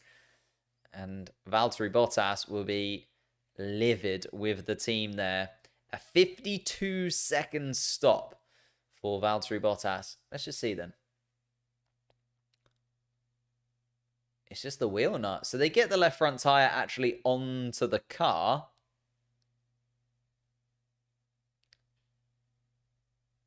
They get the left front tyre onto the car, but yeah, the wheel nut just won't actually do up. So they can't actually stick the tyre to the car so that they can release him. They then had to run and get another wheel nut by the looks of things. And sort of reset and retry again. Thank you all for the subscriptions. TakeZo, P63, Nick and Nate, Prabha, fake name. Appreciate it. Max Verstappen now 17 seconds in the lead, and we're on board with him. Seeing Max Verstappen for the first time in what feels like a long time. The visor view from Verstappen. And he's just sort of carrying himself around the Grand Prix at a saunter at this point. Sergio Perez up into second place for Red Bull as well. Giampiero Lambiase there, Max's race engineer, not talking to him at this moment in time because is there much to really say after this? Lance Stroll and Zhou Guanyu having a little battle. And is Lance Stroll going to have a little go? He does. And Lance Stroll up into 13th place. Zhou Guanyu drops behind. Zhou Guanyu, though, with the slipstream down towards turn 4. But DRS for Stroll keeps him just behind. And Lance Stroll does hold on to 13th place. It's the Aston Martin now wanting to close in. George Russell came into the pits. Decided to swap his tyres a little bit early. We have seen the undercut really play to the team's advantage. So George Russell possibly trying to risk a little bit of an undercut here and go for an early pit stop. George Russell actually now, though, looking at the back of Fernando Alonso. Fernando Alonso's already had to deal with one Mercedes, was overtaken by Lewis Hamilton earlier on in this Grand Prix, and it looks like he's going to get overtaken by a second Mercedes. The fresh rubber on George Russell's car, and the DRS wide open, meaning that it's not really a battle, and Fernando Alonso doesn't put up too much of a fight as George Russell moves up into 6th place beyond Fernando Alonso. We see George Russell's teammate in the pits just behind there. McLaren have also stopped Lando Norris. So Norris rejoins in 8th place. Hamilton in 9th behind him. And they're trying their absolute best to close in on those top teams. But it is the Ferraris and the Red Bulls leading this Grand Prix now. George Russell will slot back in between Sainz and Leclerc, you'd imagine, once the Ferraris stop. But Lewis Hamilton still struggling behind the McLaren cars at this moment in the race. George Russell now 12 seconds of clean air to Oscar Piastri, who we're on board with at his second Bahrain Grand Prix as a Formula 1 driver. At least it's lasted longer than the first one. Of course, it was dropped out of the Bahrain Grand Prix very early on last year. Lots of mechanical problems with the McLaren car at the beginning of last season. A much better race and a much nicer race from Oscar this time around. Currently running in 5th place, but will slot in most likely behind his teammate and in front of Lewis Hamilton, depending on how good the undercut is as he comes into the pits. And Charles Leclerc is actually into the pits as well for some hard compound tyres onto the Ferrari. So we're starting to see those tyres swap. Just keeping an eye on the laps. So you'll see next to the tyre logo where it says hard, there's also laps next to that, and also the number of stops. So if you want to know who's on fresher tyres, unfortunately, because they're swapping hard onto hard, you're going to have to keep an eye on those laps that are next to it. Oscar Piastri, though, comes out right next to Lewis Hamilton. Is he going to be able to do it? Down in towards turn 1, lunges, and loses the rear end as Oscar Piastri. And it's Lewis Hamilton who takes the advantage, and Oscar Piastri trying to hold on to 8th place, loses out. And Oscar Piastri drops behind Lewis Hamilton. There is the power of the undercut then playing to Lewis Hamilton's advantage. And Oscar Piastri tried his absolute best down in towards turn 1, but just didn't have the tyre grip there for him to move up and get in front of Lewis Hamilton as he came out of the pit lane. Hamilton up into 8th place, 5 seconds behind Lando Norris still, though. So we're looking at Sergio Perez and Carlos Sainz. Carlos Sainz is in. There we are. I was about to say, when are they going to come into the pits? Carlos Sainz coming in now for the Ferrari team. Need a swift stop at the Scuderia. And it's pretty good overall. Carlos Sainz back out into pit lane. 2.2 seconds of the stop. And George Russell is the man to keep an eye on. George Russell was quite a way off Carlos Sainz, but how far behind Carlos Sainz is he going to be? You can see the Mercedes in the background underneath the start-finish line as Carlos Sainz goes through turn 1. So it is going to be a considerable gap for George Russell to try and contend with, although Charles Leclerc does what Russell did a couple of laps ago and gets back past Fernando Alonso. So the top 5 are as they were before the stops, although Verstappen and Perez yet to stop still. Fernando Alonso also yet to stop. Albon and Ricciardo also need to stop fairly soon. Lando Norris now staring at the back of an Aston Martin car, and he'll really want to get past because he actually does have Charles Leclerc within his sights if he can get past Fernando Alonso sooner rather than later. Might actually be able to contend and put himself in a battle with a Ferrari, which would be a hell of a drive from Lando Norris, considering a little mistake yesterday cost him in qualifying. Nearly loses the rear end of the McLaren though.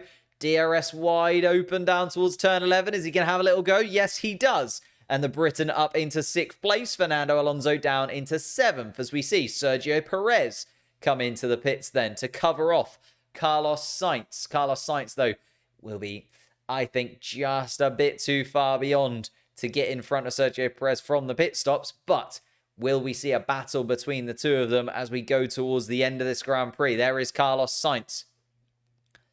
Sergio Perez comes out just in front. Carlos Sainz braking for turn 1. And he can at least see the Red Bull in his sight. Sergio Perez has gone for the soft compound tyre with 21 laps left to go. Wow. So Sergio Perez then is probably not going to get caught by Carlos Sainz. He's on the soft compound tyre. He's going to be able to push on those soft compound tyres a little bit harder. Get that extra grip that you have from the soft compound. As long as he can make them last, Sergio Perez should have the massive advantage here over Carlos Sainz.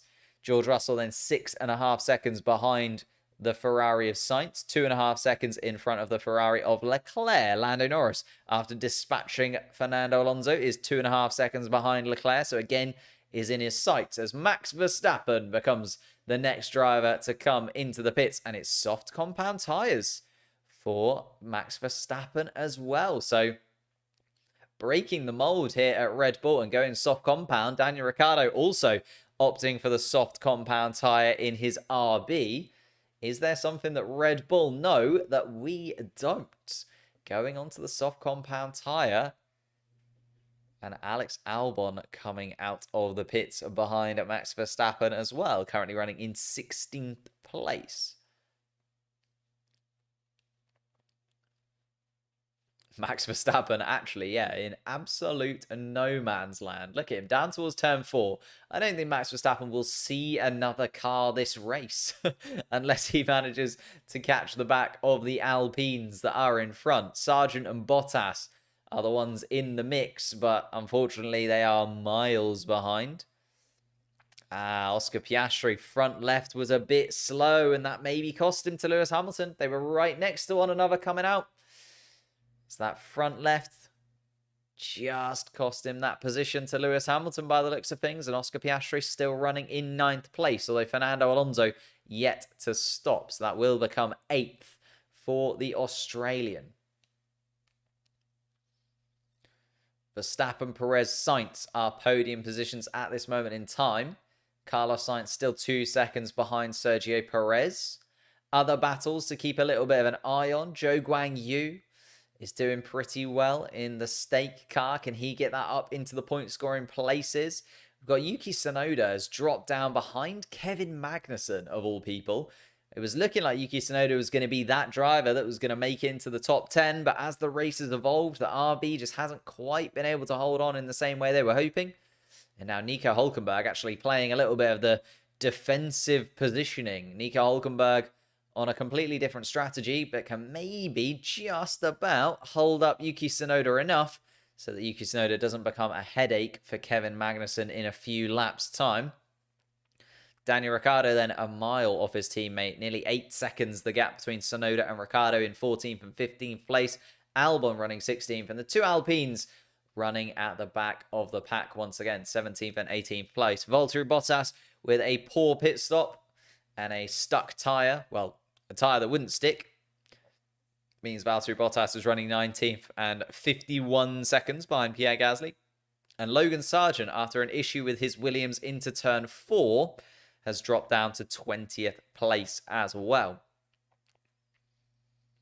So it's looking like we're going to have both Red Bulls towards the top of the timing sheets. We're going to have a little bit of a mix then. Moving on, we've got Ferraris, we've got Mercedes, we've got McLarens in and amongst sort of 3rd, 4th, 5th, 6th, 7th, and 8th. Then the final point scoring places. Well, Fernando Alonso actually, where is he? You know what? It could be very close between Fernando Alonso and Lance Stroll here. But Lance Stroll's tyres are 11 laps older. So I'd imagine the Aston Martin team will let Fernando Alonso by his teammate, even if he does come out behind him. And it's whether or not Zhou Guanyu can get in the mix. 3.5 seconds behind Lance Stroll at this moment in time. And it's looking like maybe both Aston Martins will claim the final 2 point scoring places. Zhou Guanyu running 11th, Kevin Magnussen 12th, Yuki Tsunoda 13th. There's a little bit of a battle there because Nico Hülkenberg hasn't really been able to stop Yuki Tsunoda that much. So Tsunoda a couple of seconds behind Magnussen is a little bit of a battle to keep an eye out for these last 18 laps of the Grand Prix. Daniel Ricciardo on the soft compound tyre. We'll see what he can do. Still 7 or so seconds behind his teammate. We've then got Alex Albon behind Daniel Ricciardo. Ocon and Gasly at the back. Carlos overtake Perez. It's going to be very tricky. 2 seconds the gap between them. Carlos Sainz not really closing that gap. And Sergio Perez on the better tyre compound. It's only going to be if that soft compound tyre really, really breaks down. And suddenly, Sergio Perez is squirming all over the track, that he's going to be able to get past. Here's Yuki Tsunoda's move on Nico Hülkenberg. Little replay of it. The RB moving over to the right-hand side of the track, down towards turn 4. And moves past Nico Hülkenberg fairly swiftly in that replay. A very good move from Yuki Tsunoda.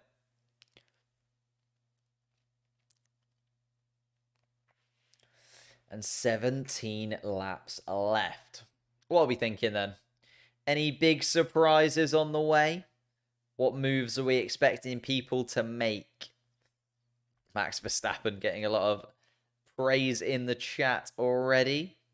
Lewis Hamilton also one to keep an eye on. 5 seconds off Lando Norris. Oh. Hamilton on the radio praising the McLarens for being quicker than he was expecting, probably.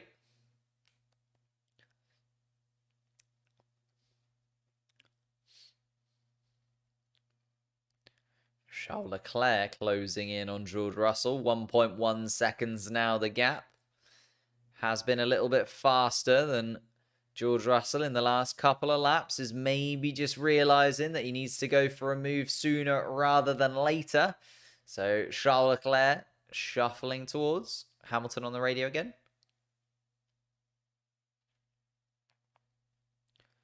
Hamilton getting the message that they think Lando Norris might have pushed the tyres a little bit too hard early on in this stint. And maybe they can get the advantage if they just hold onto their rubber a little bit better over the course of the next sort of 10, 15 laps or so. They'll strike right at the end of this Grand Prix to get Lewis Hamilton up into the top 6 and make it a big 3 teams in the top 6 positions. Lando Norris being the one making a little bit of a difference in there. Fernando Alonso still yet to have stopped. 25 laps he has done on that hard compound tire. It does make you wonder if Fernando if Fernando is going to go super long on this hards and do what Red Bull are doing and move over to the soft compound tire at the final stint of the Grand Prix. Charles Leclerc quicker again than George Russell, moves into a second of George Russell. And there is Fernando Alonso coming into the pit lane. So Fernando Alonso, 25 laps on those hard compound tyres. Does make you wonder what Stroll and Zhou are going to do. They're going to have to go very long. They're going to go to the end of this race on those hard compound tyres. 13 laps already done on Stroll's, 12 laps already done on Zhou's. But let's see where Fernando Alonso comes out. I think he might come out just behind his teammate. But does he also come out behind Zhou? He does come out behind Zhou. So Fernando Alonso, with a little bit of work to do at least, needs to get back past the Kick Sauber. And then I feel like if he does catch the back of Lance Stroll, they will probably allow the Spanish driver through and make sure that he has the best opportunity of maybe closing the gap to the top teams. If there is a safety car or a red flag or anything like that, puts him in the best position to fight with them at the final few laps. Red Bull's car should be illegal for stealing another team's car concept. Yeah, it's got some similar looks to the Mercedes car, hasn't it? But from this, it looks a lot quicker. You can see Sergio Perez, those soft compound tyres paying off for the Mexican now. 3 seconds the gap to Carlos Sainz behind, and only getting wider at this point. Carlos Sainz holding on to the final podium place, although this is the battle I'm interested in. Charles Leclerc reeling in. George Russell does another lap faster than the Briton. And Charles Leclerc's rear wing is starting to open. The DRS range coming into play. Toto Wolff looks on, knowing that he is now under pressure from Ferrari. And as much as the Mercedes car looks to have improved over the winter, the Ferrari still looks the better overall racing package across a weekend, because Charles Leclerc is just reeling in George Russell. Russell did really well at the start of the Grand Prix, managed to move in front of Charles Leclerc, of course, remember, but then has just been able to fall back a touch, moved behind Carlos Sainz, and now is under pressure from Charles Leclerc. Lando Norris also not able to get any more pace out of this McLaren, saying on the radio he's just struggling with it. Safety car window is open, though, Lando Norris has been told. So if there is a safety car now, starting to think about a possible tyre change and whether or not they'll get back out in good form to be able to get a run at maybe those top 5 drivers, if there were to be a safety car. Haven't seen any massive mechanical failures at this point.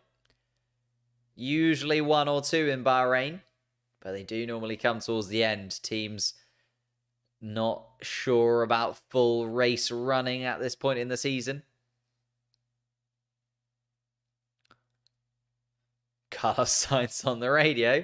Like, are my tyres ever going to actually sort of get better than this, you know? Am I going to be able to reel in Sergio Perez anytime soon? And the Ferrari team crunching the numbers at this point, because Carlos Sainz has disappeared away from George Russell, it has to be said. 10 seconds almost the gap to 4th place. So a podium guaranteed. It's just whether or not that podium place can move up into 2nd, if he's going to have to settle for the bronze medal.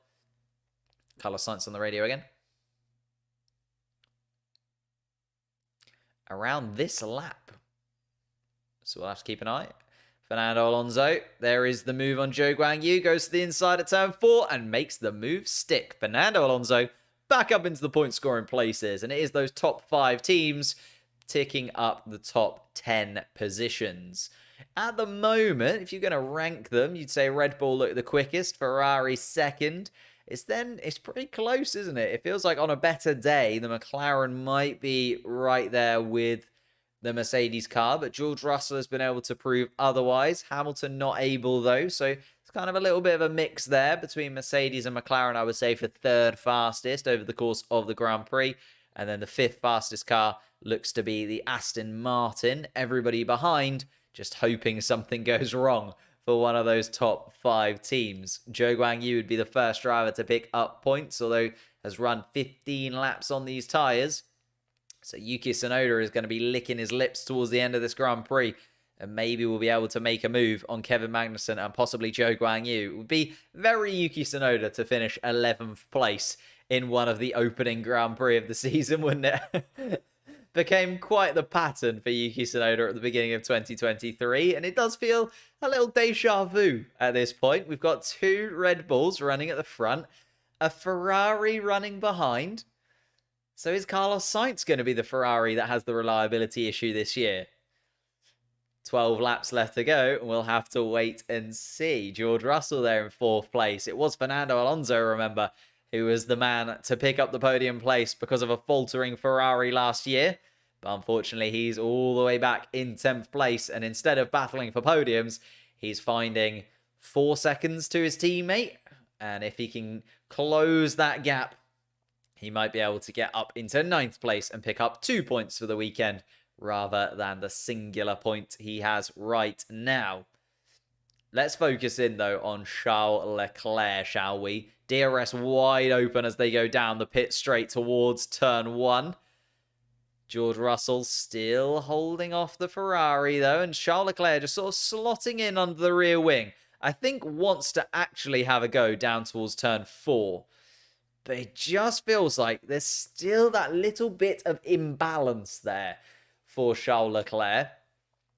Charles Leclerc struggling a touch to be able to close in, just because when it gets to those braking zones, still struggling with the front end of the Ferrari. You can just see it kind of wiggling around a little bit more than you'd like it to do. We saw it more so towards the beginning of the race. I think they've been able to change the setup on the steering wheel a touch to make it easier to drive for Charles Leclerc.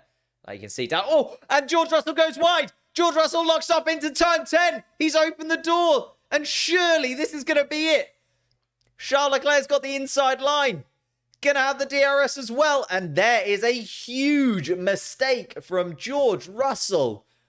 Open the door. Charles Leclerc walks through it and saunters past the Mercedes and makes it look easy.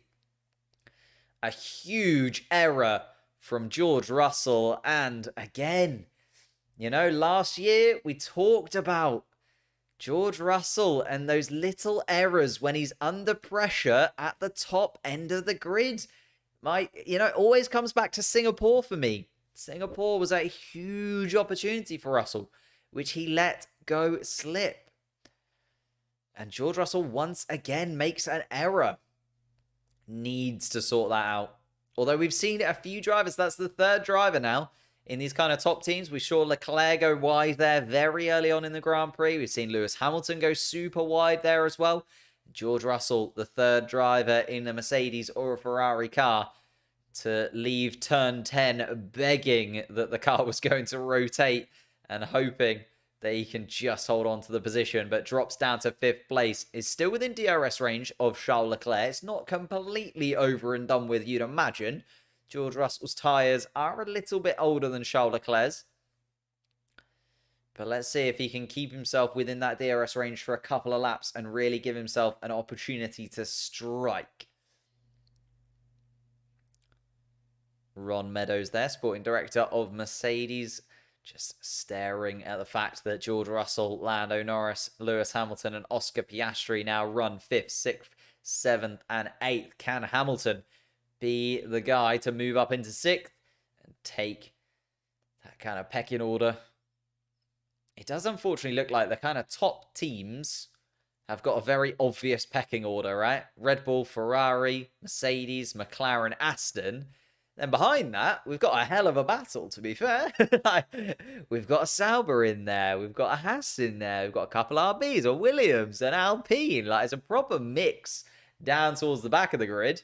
But the top 5 teams taking up the point scoring places, the ones that really matter, are right in a 2x2 formation. If George Russell is, well, Lewis Hamilton is the one out of position, you'd say, in that 2x2. Thank you for subscribing indeed. Yeah, thank you, Jamie. Close to 250 likes. That's true, Jamie. That's mental. If we can hit 250 likes, that'd be ridiculous. I think the record for a stream is 300 likes. It's 300 and something off the top of my head. I'd have to go back and check, but it's 300 and something for a stream. So if you are enjoying it, if we can hit over 300 likes, that would be a record-breaking amount. And as we talk about 300, there is Fernando Alonso looking for championship number 3. Doesn't look like it's going to come this year because he is running now in 9th place as he makes the move past Lance Stroll. I imagine that was a little bit of a dictated move by the Aston Martin team. Lance Stroll not really putting up too much of a fight, although his tyres are 20 laps old to Fernando Alonso's 6 laps that he has done. Zhou Guanyu still holding out hope that he can be the driver to capitalise on a mistake from one of the top 5 teams in 11th place. Yuki Tsunoda, though, is trying to close the gap. DRS to Kevin Magnussen still, but not able to get there. Who am I supporting? I mean, I don't want to point out the obvious, but I've got the McLaren merch on. So, gives away a touch.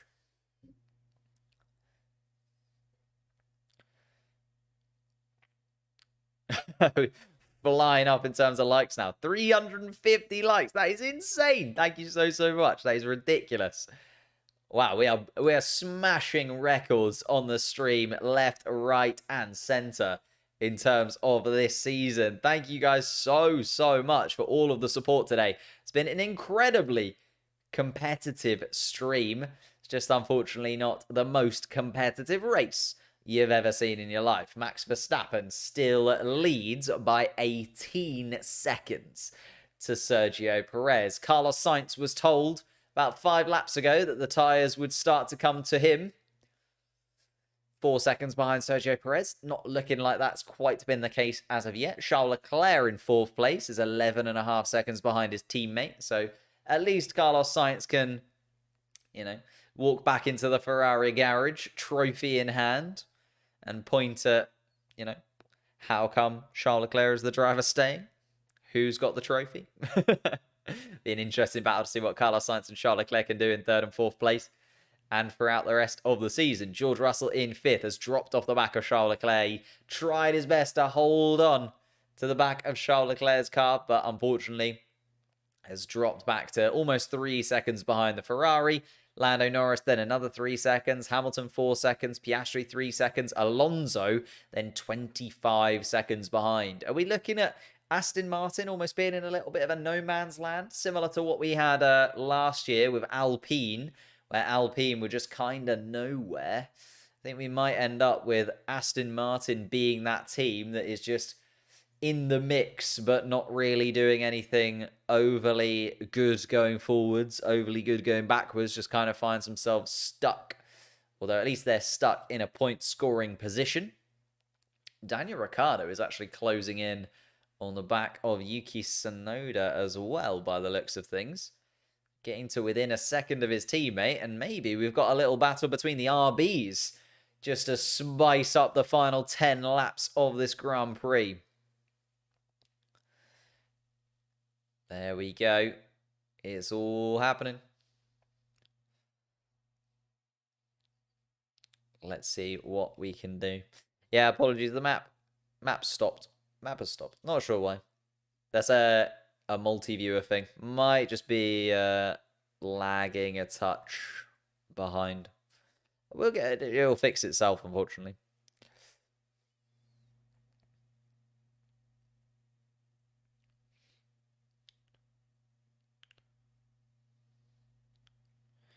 I'm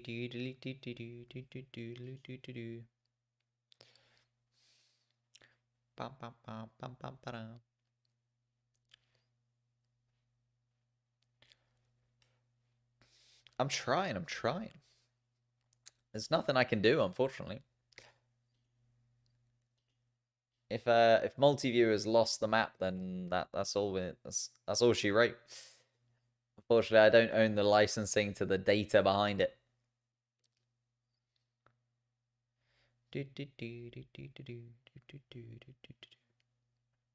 Oof. Actually, should we let's have a look at track limits whilst we have a look. Trying to fix the track map. Sonoda, couple of violations. Hamilton, couple of violations. Okay, so no one's within kind of touching distance of a penalty at this point. Ooh, Lando Norris supposedly within striking distance of George Russell within the next couple of laps. That will be entertaining if that were to come.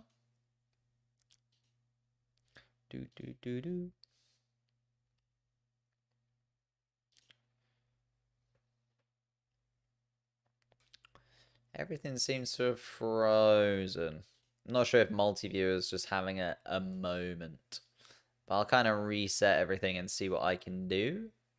Ba-ba-ba-bam.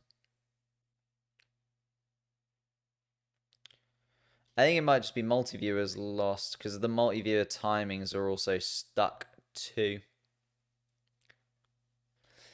So unfortunately, that might just be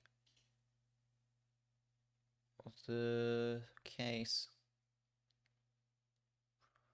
Ooh. Yuki Tsunoda being told to swap positions with Daniel Ricciardo. Wow. That is... He's trying to battle with Kevin Magnussen at this point. He's been told to swap positions. There's no way. There is no way, right? Surely they can't ask Yuki to swap at this point. He's closing in on Kevin. Yuki Tsunoda is closer to Kevin Magnussen than Ricciardo is to Yuki. That is madness. Wow.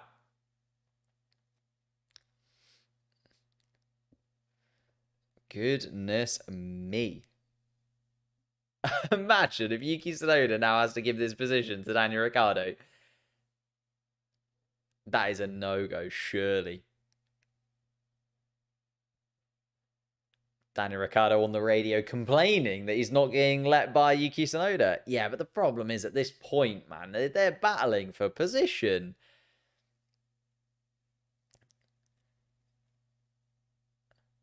And Daniel Ricciardo is being given the position by Yuki Tsunoda. Oh, I'm not sure about that, you know. I'm not sure about that, you know. I think that's a little bit of a to and fro there that might come back to bite, albeit at some point in the season.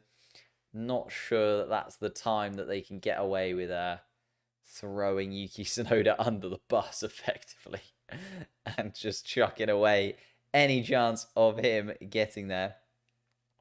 Yeah, unfortunately, we've got a little bit of an error with the multi-viewer stream in terms of the data. It's not actually coming through. So I'm just trying to reset it.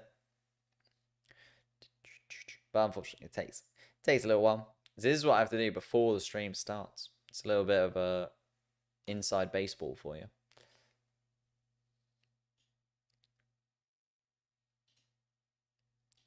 I'll see if I can reset it. There we go. Do do do do. Do do do do do do do. Feels on for it. 0 points for 0 points. I think it's because they want to get Daniel Ricciardo ahead of Kevin Magnussen. And if they can get Daniel Ricciardo ahead of Kevin Magnussen, maybe, you know, if something goes right, if two cars collide or something like that, and there's a couple of positions move up. Whereas it was looking like maybe Tsunoda couldn't get in front of Magnussen. To be fair, he was given a couple of opportunities to get in front of Magnussen, but wasn't quite able to do so. There we go. We're back. Oh, I forgot to open the... I forgot to open the track map.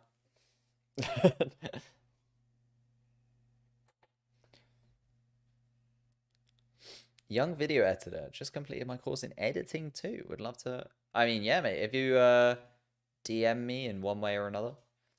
I will have a little look. Be more than happy to see what you can do. I mean, I just edit everything myself. As I said, the channel is not the biggest thing in the world. It's just me on my own.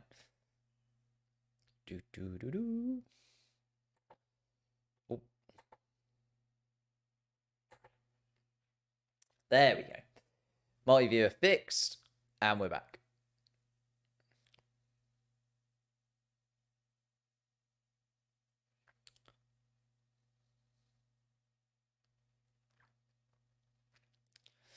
So 3 laps left to go then. Verstappen leads 20 seconds. Daniel Ricciardo hasn't been able to get in front of Kevin Magnussen, which I feel like Yuki Tsunoda will probably mention when it comes to the RB team briefing at the end. You know, I feel like Yuki Tsunoda is probably going to have an opinion or two on Daniel Ricciardo being given that position. Daniel Ricciardo needs to move in front of Kevin Magnussen, otherwise it's going to look very silly indeed. Tsunoda on the radio. And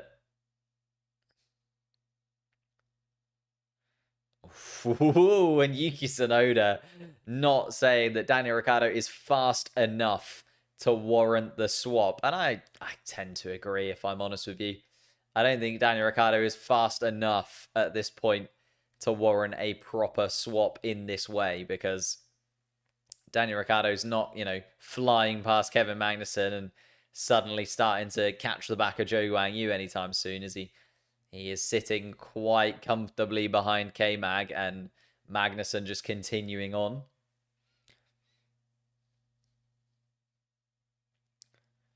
Yeah, that's very true. Good point, Kelly. Good point. Thank you for the subscriptions. Another couple of you subscribing to the channel. Massively appreciate that. As I say, we are live for every single qualifying, sprint race, and a race throughout the season as well. It's a nice little chat. We get to back and forth throughout the Grand Prix. But it's just coming to a little bit of an ebb towards the end. We were, you know, was there going to be a battle for Carlos Sainz? Not in the end. Sergio Perez on the soft tyre, been able to do it. Was there going to be a battle between Leclerc and Russell? Russell ended up making that mistake. So there wasn't a battle really. Leclerc just managed to take 4th place. Lando Norris hasn't been able to close in on Russell either. Hamilton's there in 7th. Piastri's kind of alone in 8th place because Fernando Alonso then 20 seconds down the road from Oscar Piastri. Lance Stroll looks like he's going to pick up the final points place, going super long on that hard compound tyre stint. 27 laps already completed. Zhou Guanyu behind, also going very long on the hard compound tyres, but making it work. And then there is Kevin Magnussen in 12th place. And the only real position up for grabs is that one there. Magnussen versus Ricciardo. Half a second between the two of them. Both of them a lap down on the lead, though, has to be said.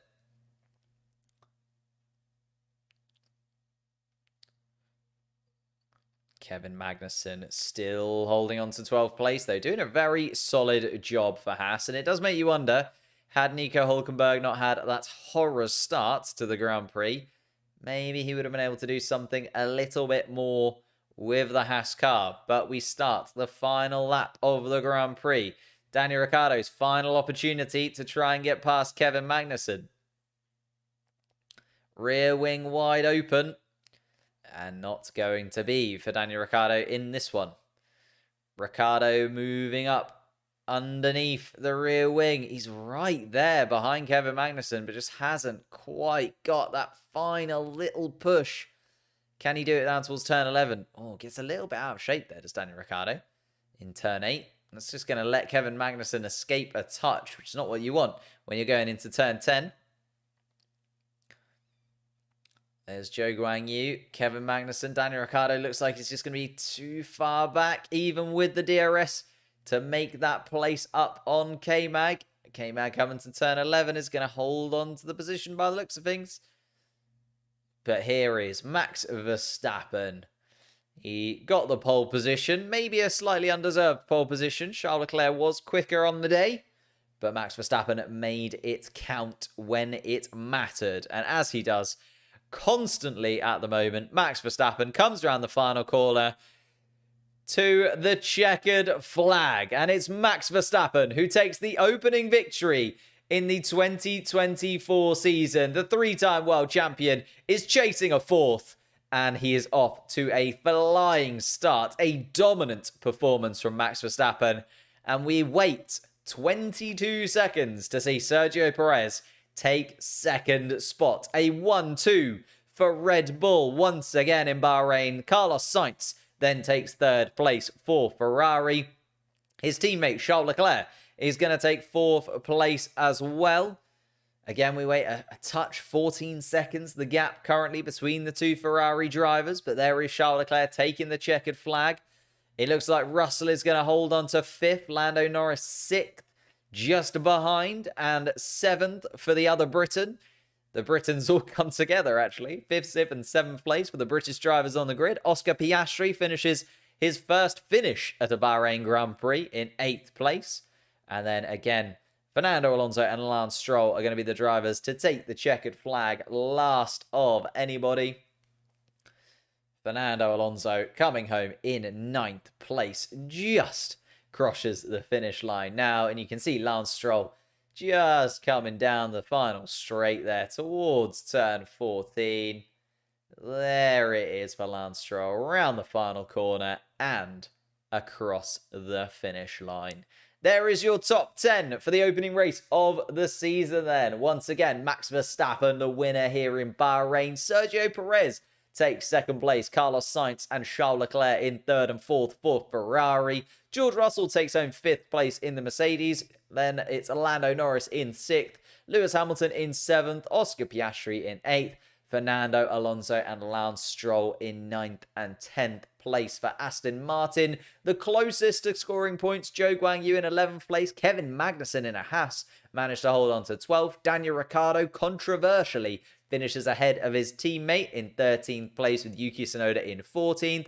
Alex Albon, the highest scoring Williams, in 15th place. Nico Hülkenberg, after a horrendous start to the Grand Prix, finished in 16th place, still ahead of both Alpines in 17th and 18th with Ocon and Gasly.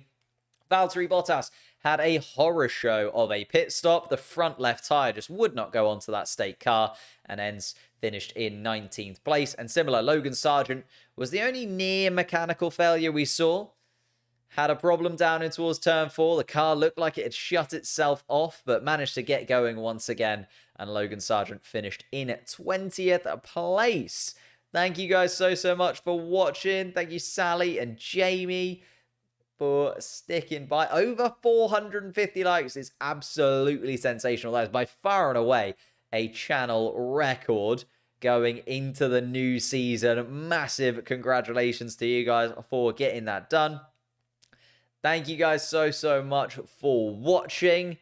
I think it doesn't bode well for a competitive championship, but it does bode well for a competitive sort of, second, third, fourth, I would say. There's going to be times where the Ferrari is quicker. It looks like the Mercedes and McLarens will still be in the mix occasionally with that in the championship. But then it looks like 5th place is going to be Aston Martin all by themselves. Then 6th place in the constructor standings down to 10th place.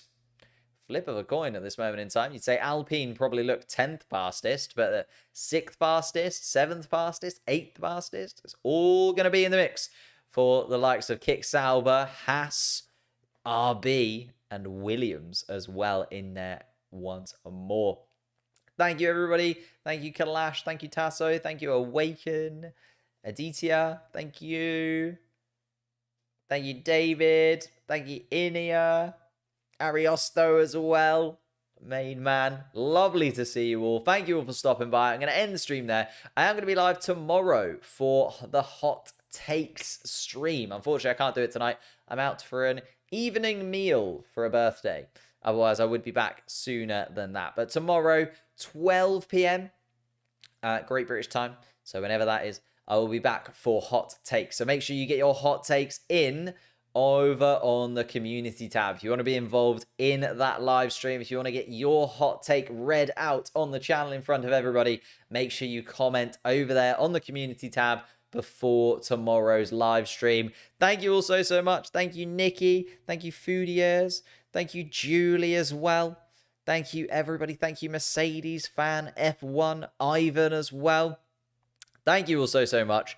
As I say, I will see you tomorrow for the hot takes. If not, I will see you in a week's time for the Saudi Arabian Grand Prix and round 2